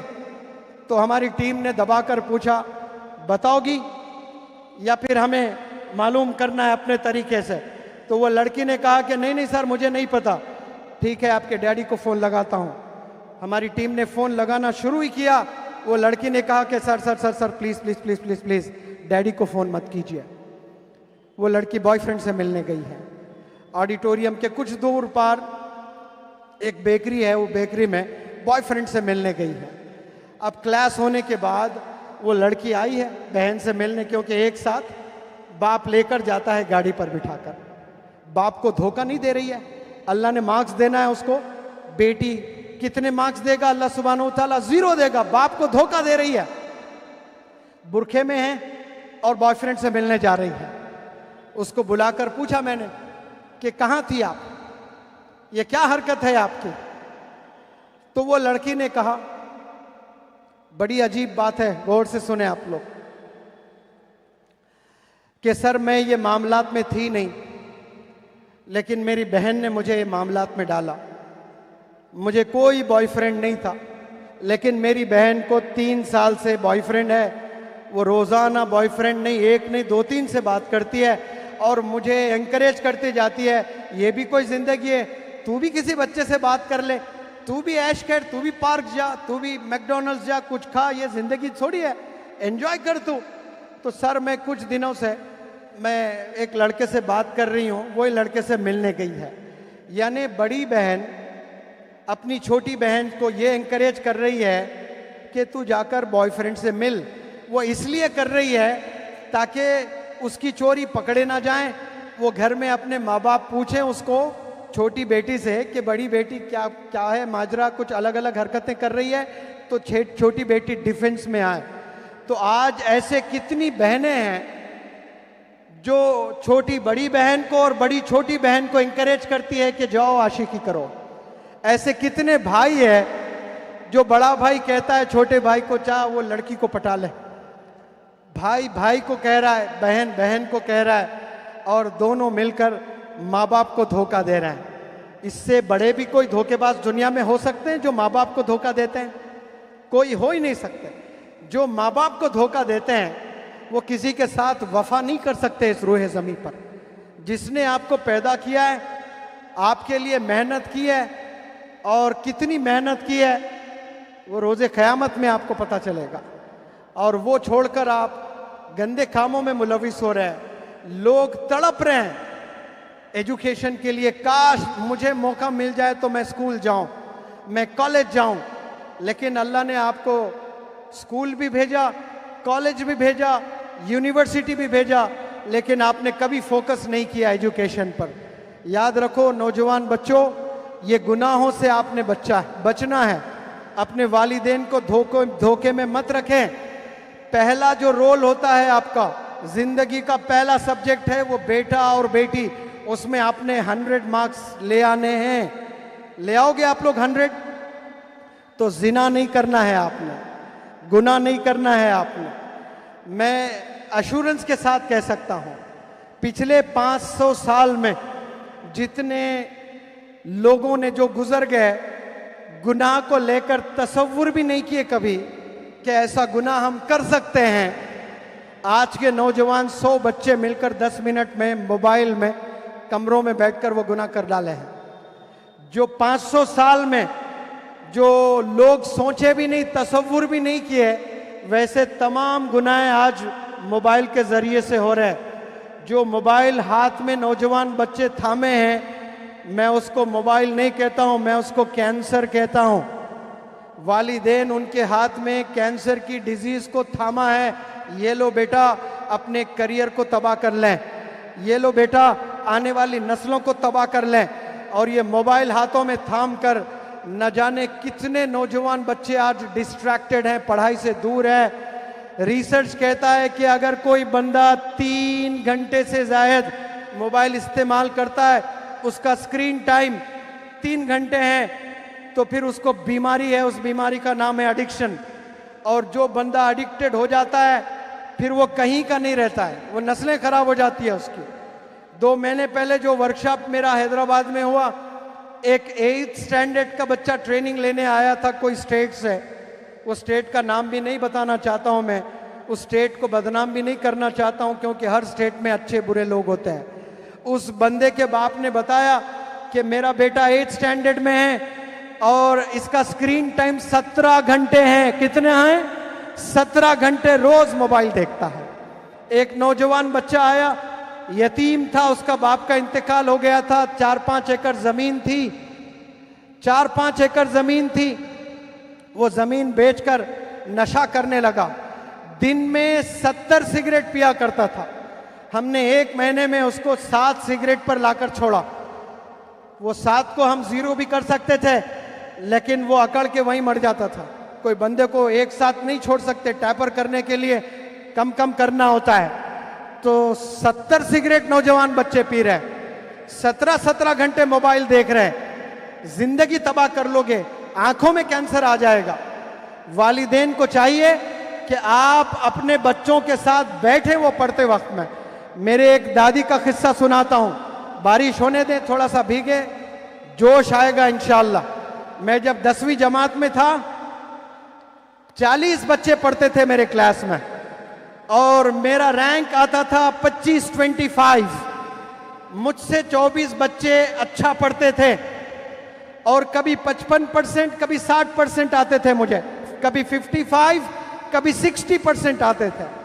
मेरी दादी कभी स्कूल नहीं गई, ए के बाद बी नहीं मालूम था मेरी दादी को, बी के बाद सी होता है ये नहीं मालूम था मेरी दादी को, लेकिन बोर्ड एग्जाम मेरा था ये मालूम था। सिर्फ बोर्ड एग्जाम के 3 महीने कबल, 90 दिन पहले से आपने मुझे रात में 3 बजे जगाना शुरू किया, 6 बजे तक 3 घंटे वो चेयर, 2 चेयर रखती, एक चेयर पर वो बैठती और एक चेयर पर मुझे बिठाती और कहती पढ़ाई करो। अब 6 बजे तक मैं 3 घंटे रोज पढ़ता था और 3 घंटे सिर्फ रोज नहीं पढ़ता, ऐसे 3 महीने पढ़ा, 90 दिन पढ़ा, 270 घंटे पढ़ा। फिर फजर की नमाज पढ़कर मैं मैथ ट्यूशन पढ़ने जाता था और उसके बाद बोर्ड एग्जाम दिया तो मुझे 55% से 82% आया। उस जमाने में 82% यानी 95 के बराबर है और क्लास में मैं 3rd बेस्ट स्टूडेंट था। 25 नंबर से जाकर मेरा कहां 3रे नंबर पर मैं। तो जब मैं रिपोर्ट कार्ड लेने स्कूल पहुंचा, जो टीचर्स ने मुझे पढ़ाया वो टीचर्स ने तंज किया मुझ पर। वो तंज क्या कहकर किया? तूने जरूर चीटिंग की होगी एग्जाम में, वरना तुझे 3rd रैंक कैसे आता है, हमेशा 25 आता तुझे। मेरी दादी ने, अबू आसिम साहब, वो काम किया जो मेरे पूरे स्कूल के टीचर्स नहीं कर पाए। और वो दादी जिनको ए के बाद बी नहीं पता था, आज बैठते हैं सारे औरतें पाकिस्तान की सीरियल्स देखते बैठते हैं कि रमजान में मुझे यही ड्रेस लेना है। आप बताएं, मूवीज देखते हुए, इंस्टाग्राम देखते हुए माएं बैठी हुई हैं। आज तमाम माओं से, तमाम दादियों को मैं अपील करता हूं कि मेरी दादी जैसा आप काम करें और एक मुनव्वर जमा आपके घर से भी निकलेगा इंशाअल्लाह। जितने दादियां हैं, एग्जाम से सिर्फ 3 घंटे कबल, 3 घंटे पहले आपने मेहनत की है, 3 महीने तक, तो ऐसा रिजल्ट आया है। आप लोग, आपको पढ़ाई नहीं भी आती है तो आप अपने बच्चों के साथ बैठकर सिर्फ देखते रहिए उन्हें। जैसे वालिदैन को देखना भी इबादत है।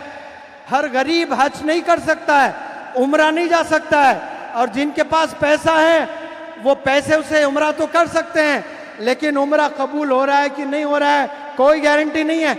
हज कबूल हो रहा है नहीं हो रहा है कोई गारंटी नहीं है। लेकिन आपके घर में बाप है और वो कमरे में सोया पड़ा हुआ है, सो रहा है, और आप बाप को देखकर मुस्कुरा रहे हो, मकबूल हज का सवाब है और ये रोज पा सकते हो सवाब आप। जो लोग मशक्कतें कर कर हज पर जाते हैं, कबूल होता है नहीं होता है कोई गारंटी नहीं है, लेकिन याद रख लें आपके घर में आपके वालिद है, सिर्फ मुस्कुरा कर देखें आप, इबादत है, इसको इबादत समझकर आप, मैं माओ से इल्तिजा करता हूं, क्लास में स्कूल से आने के बाद रोजाना 3 घंटे आप अपना मोबाइल ऑफ कर लें, लॉकर में डाल दें, मेरी दादी की तरह बस कुर्सी पे ऐसा बैठे रहें और देखते रहें, नजर रखें, बस इंशाअल्लाह आपके घरों से डॉक्टर एपीजे कलाम पैदा होगा, आपके घरों से इंशाअल्लाह मौलाना अबुल कलाम आजाद आएंगे, आपके घरों से फिर top business entrepreneurs Ratan Tata फिर से पैदा होना शुरू हो जाएंगे इंशाअल्लाह। ये वालिदैन का बड़ा किरदार होता है, वालिदैन बहुत बड़ा रोल अदा करते हैं। एक बात कह के मैं मेरी बात को खत्म करता हूं। मेरी एक स्टूडेंट है राजस्थान की, उसको एक बीमारी है, बोन वाली बीमारी, वो ऐसी बीमारी गिर जाते तो हड्डी टूट जाती, उसकी 7 दफा हड्डियां टूट गए थे पैर के, कितनी दफा बोले जोर से? 7, और 17 ऑपरेशंस हुए थे पैर के, और वो बौनी थी, राजस्थान के छोटे गांव में रहा करती थी, तो उसके खानदान में उसके बच्चे वगैरह भाई बहन सबको यही बीमारी, जो बौने बौनियां होते ना छोटे छोटे हाइट के, सबको वही बीमारी थी। जल्दी बात खत्म करता हूं, सुन लें। तो वो बाप ने घर छोड़कर दिल्ली चला गया, किसी और औरत से शादी कर ली उसने, क्योंकि घर में बड़े प्रॉब्लम्स हैं। तो दिल्ली जाने के बाद वो बच्ची पढ़ना चाह रही थी, लेकिन हेल्पलेस थी, बाप नहीं था तो कैसे पढ़ती। तो वो बच्ची की दादी ने अपने बाप को कहा, तूने घर तो बेसहारा छोड़कर दिल्ली चला गया, किसी औरत से शादी कर ली तूने, 4 बच्चे हैं या 3 बच्चे हैं, बेसहारा कर दिया, कम से कम एक बच्ची पढ़ना चाहती है, दिल्ली बुला ले। तो उस बाप ने उस लड़की को दिल्ली बुलाया। अब वो बच्ची गवर्नमेंट स्कूल में पढ़ने लगी, अच्छे मार्क्स लाने लगी। उसकी सौतेली बहन थी, तो सौतेली माँ ने उसमें हसद हुआ और कहने लगी कि आज से 7 बजे के बाद तू पढ़ाई नहीं करेगी, बिजली की बिल बड़ी जम के आ रही है, तूने पढ़ाई नहीं करना है, 7 बजे से कोई लाइट नहीं चलेगी। तो वो बंदी सुबह 4 बजे उठकर पढ़ती और अच्छे मार्क्स आते, और माँ में और हसद होती और जुल्म करने लगती है। तो फिर उसके पास 2 चॉइस थे, इतना जुल्म करने लगी, अब वो सह नहीं पा रही थी। तो लड़की के पास में 2 चॉइस थे, या तो राजस्थान वापस चले जाएं या फिर कुछ नया कदम उठाएं। उसने राजस्थान वापस नहीं गया, यमुना विहार के स्लम्स में जाकर 9th स्टैंडर्ड की बच्ची अकेली स्लम्स में रहकर, अकेले स्लम्स में रहकर वो पढ़ाई करने लगी। ट्यूशन पढ़ाते हुए वो 20-30 रुपए कमाते हुए अपने महीने का गुजारा करती थी। उसने 10th पास किया, उसने 11th पास किया, उसने 12th पास किया, उसने ग्रेजुएशन भी करना शुरू किया। और वो अपने इंटरव्यू में बता रही थी कि मैं रोटी बनाती थी और सालन नहीं बनाती थी, पैसे नहीं होते थे, वक्त नहीं होता था, पढ़ने में वक्त जाता था। 3-3 दिन तक वही सूखे रोटी पानी में डुबोकर खाती थी, पानी में डुबोकर खाती थी। वो मेरा पर्सनालिटी डेवलपमेंट वर्कशॉप अटेंड की है, वो टॉप की स्पीकर बनी, कोरिया गई है 3 दफा, जापान 1 साल की लीडरशिप ट्रेनिंग ली है। उसके बाद 2016 में उस लड़की ने यूपीएससी का एग्जाम लिखकर पहले अटेम्प्ट में वो आईएएस ऑफिसर का एग्जाम कामयाब किया उसने। उसके साथ कोई नहीं थे। यमुना विहार के स्लम में नौजवान अकेली बच्ची ट्यूशन पढ़ाते हुए, जिसके 17 सर्जरीज हुए हैं, 7 फ्रैक्चर्स हुए हैं, अकेली तन्हा बच्ची मेहनत करके आज टॉप ऑफिसर बनी है। आपको अल्लाह ने हाथ दिए हैं, पैर दिए हैं, स्कूल जाएं, आप भी आईएएस ऑफिसर बन सकते हैं। ऐसे न जाने कितने एग्जाम्पल्स हैं। 2008 में मैंने पढ़ाना शुरू किया, तो एक ऑस्ट्रेलिया का एक बंदा, बड़ा टॉप का मोटिवेशनल स्पीकर, उसको इंडिया बुलाने की बातें चल रही थी। उस जमाने में वो एक दिन के 25 लाख रुपए डिमांड करता था। ये अलग बात है कि मुनव्वर जमा कोई डिमांड नहीं करता है। इंडिया में पूरा इंडिया घूमा हूं, 1 रुपया भी मैं नहीं लेता हूं। अबू आसिम साहब को अल्लाह सुब्हानहू तआला ने शोहरत दौलत से नवाजा। मैं 20 लाख मेरी फी कहता तो वो 25 लाख देते मुझे, लेकिन मैंने अबू आसिम साहब से कहा, अबू आसिम साहब मैं आऊंगा आपके पास में। वो 1 साल से मुझे फ़ोन किए जा रहे थे, मैं टाल रहा था, मसरूफ था, लेकिन आपको मैंने बताया जब भी आऊंगा 1 रुपया भी नहीं लूंगा और मेरे ही फ्लाइट से मैं आऊंगा। मैं बोलने के पैसे नहीं लेता हूं। लोग 20-20 लाख रुपए देते हैं मोटिवेशनल टॉक्स के, मैं नहीं लेता हूं। वो बंदा 25 लाख रुपए लेता था और वो सही करता था लेकर। उसके 2 हाथ नहीं थे, 2 पैर नहीं थे, ये जो पंजे हैं जाकर कमर से लगे हुए थे, बस ना हाथ है ना पैर है। वो बेहतरीन मोटिवेशनल स्पीकर, वो स्विमिंग भी किया करता था, वो कंप्यूटर भी चलाता था, वो खुद से खाना भी बनाता था मशीन पर। अल्लाह ने आपको 2 हाथ दिए हैं, 2 पैर दिए हैं, 2 आंख दिए हैं, दिमाग दिया है जिससे हम अशरफ कहलाते हैं। हम परिंदों की तरह उड़ तो नहीं सकते हैं, मछलियों की तरह हम लोग तैर तो नहीं सकते हैं, जानवरों की तरह हम दौड़ तो नहीं सकते हैं, लेकिन जानवरों से तेज दौड़ने वाले कार्स हमने बना लिया है। मछलियों से तेज हम तैर नहीं सकते, लेकिन मछलियों से तेज चलने वाले शिप्स हमने बना लिया। परिंदों से तेज हम उड़ तो नहीं सकते हैं, लेकिन हमने जहाज बनाकर परिंदों को पीछे कर दिए। ये पॉसिबल सिर्फ एजुकेशन से हुआ है। जहाज बने हैं तो एजुकेशन से बने हैं, कश्तियां बनी हैं तो एजुकेशन से बने हैं, मोबाइल फोन्स बने हैं तो एजुकेशन से बने हैं। पहले एक घर में 20-20 बच्चे हुआ करते थे, एक माँ 20-20 बच्चों की खिदमत करती थी, 20-20 बच्चों के कपड़े धो धोकर शोल्डर्स घिस जाते थे। एक एजुकेशन की वजह से किसी बंदे ने वॉशिंग मशीन बना दिया, उसने अपनी माँ को गिफ्ट नहीं दिया, उसने दुनिया की तमाम माँओं को गिफ्ट दे दिया। ऐसे गिफ्ट देने वाले बनो। मसाले कूट कूट कर शोल्डर्स की हालत अजीब हो जाती थी माँओं की। किसी ने ग्राइंडर बनाया तो अपनी माँ को गिफ्ट नहीं दिया, उसने पूरी माँ को गिफ्ट दिया है। ये पॉसिबल कैसे हुआ है?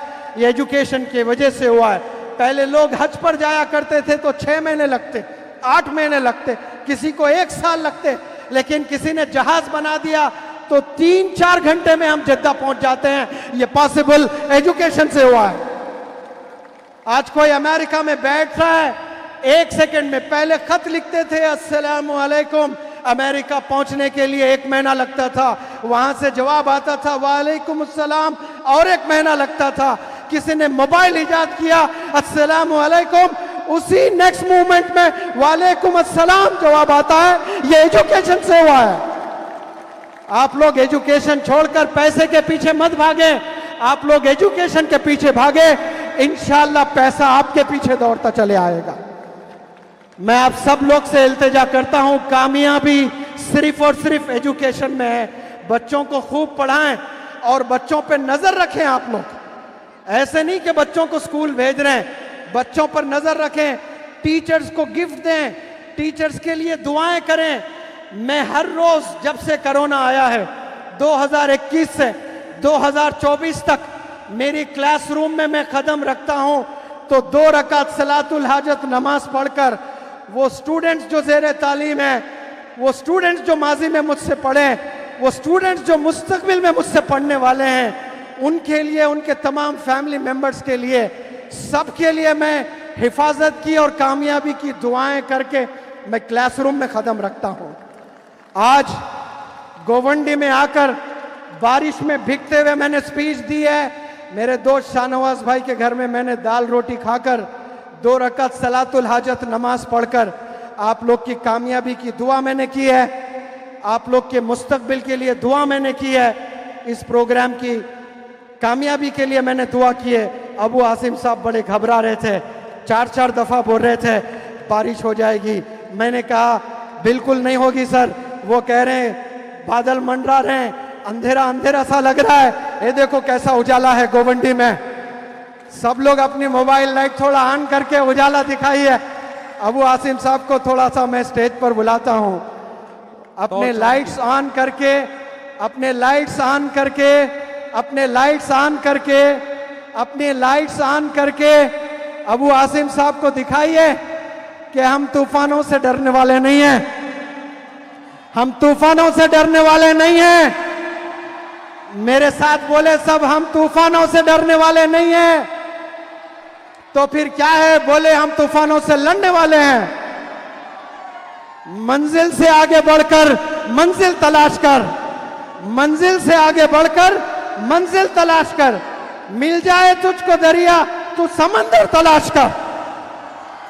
हर शीशा टूट जाता है पत्थर की चोट से, पत्थर ही टूट जाए वो शीशा पैदा कर। ये जोश नौजवानों में होना चाहिए। सजदों से तेरे क्या हुआ सदियां गुजर गई, सजदों से तेरे क्या हुआ सदियां गुजर गई। दुनिया तेरी बदल दे वो सजदा तलाश कर। एक ऐसा भी सजदा कर ले जो तेरी दुनिया बदल जाए। मैं अबू आसिम साहब को शुक्रिया अदा करता हूं। ऐसी बेहतरीन ऑडियंस आपने दी है माशाअल्लाह। ऐसा जबरदस्त जोश, बारिशों से लड़े हैं, भीगते हुए नौजवान, बच्चियां, औरतें सब यहाँ पर 2-3 घंटे में माजिरत भी चाहता हूँ, आधा घंटा मुझे आने में देर हुई है। हैदराबाद में पढ़ा कर मैं आया, फिर मेरी नमाजें भी बाकी थी, मुझे नमाजें भी पढ़ना था। और एडिशनल डीजी साहब भी आए हैं, मैं सल्यूट करता हूं एडिशनल डीजी साहब को। और मैं एडिशनल डीजी साहब से इल्तिजा करता हूं, मुझे पता चला है कि आप ज़बरदस्त मोटिवेशनल स्पीकर है। आपके मुंह से मुझे डर भी लग रहा है, थोड़ा दूर ही रहता हूं, लेकिन आपको सल्यूट करते हुए रिक्वेस्ट करता हूं, ये नौजवान, ये बच्चे बच्चियां, ये औरतें, ये सब आपके हैं सर। इन्हें एक मार्ग दीजिए, एक डायरेक्शन दीजिए, एक मोटिवेशन दीजिए। जी प्रकाश सर, कृष्ण प्रकाश सर, आप हमेशा प्रकाश रहें, आबाद रहें, कामयाब रहें, आपकी सेहत बेहतरीन रहे। A big round of applause for great officer. बहुत शुक्रिया कि जो है अहले वफा उनसे कोई खतरा नहीं होगा, जो है अहले वफा उनसे कोई खतरा नहीं होगा। लगाई आग है जिसने कोई अपना नहीं होगा। अगर हम एक हो जाए, अगर इंसान बन जाए, अगर हम एक हो जाए, अगर इंसान बन जाए, तो फिर हिंदू मुसलमान का कोई झगड़ा नहीं होगा, तो फिर हिंदू मुसलमान का कोई झगड़ा नहीं होगा।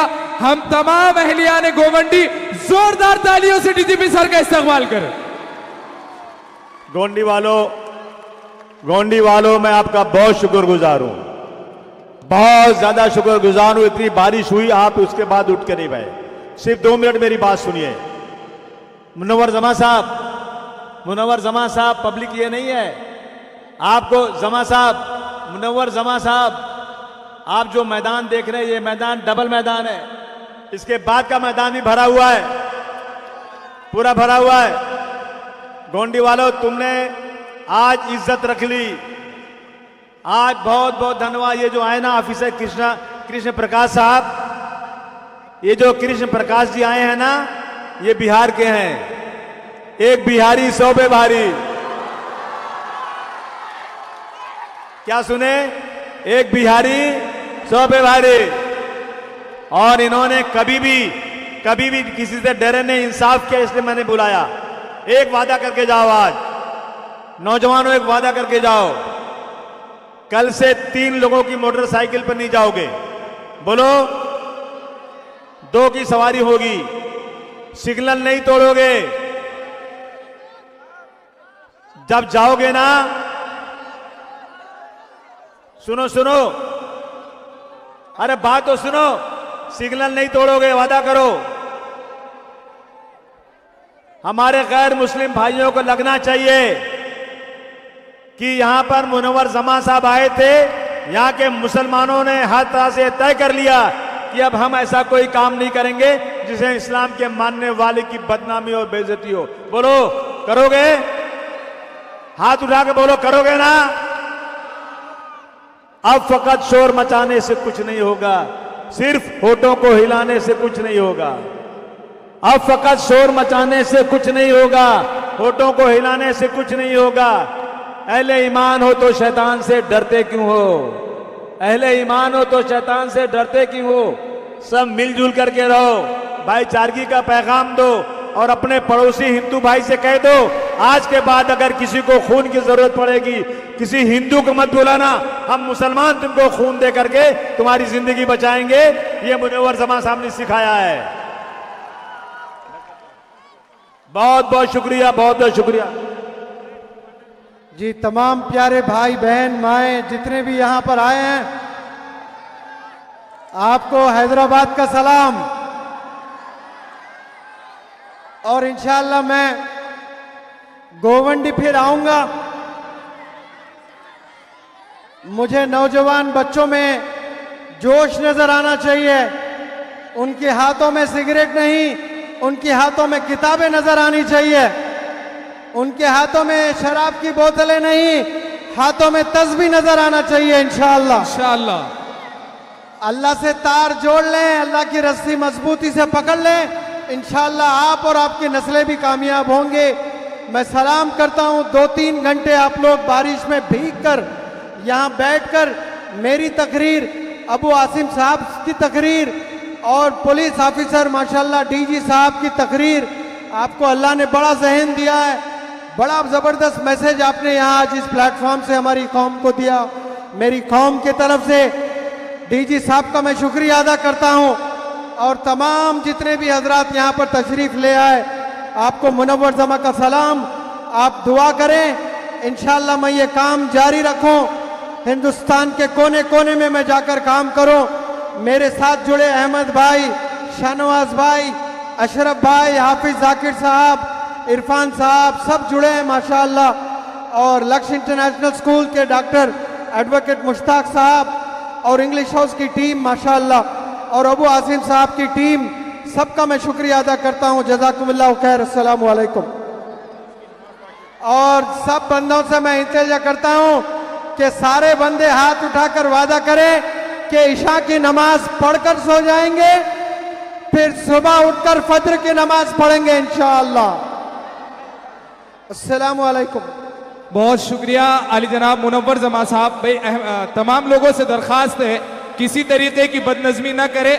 मेहमान को हमने सुना है, उनको बाअदब तरीके से रवाना करें।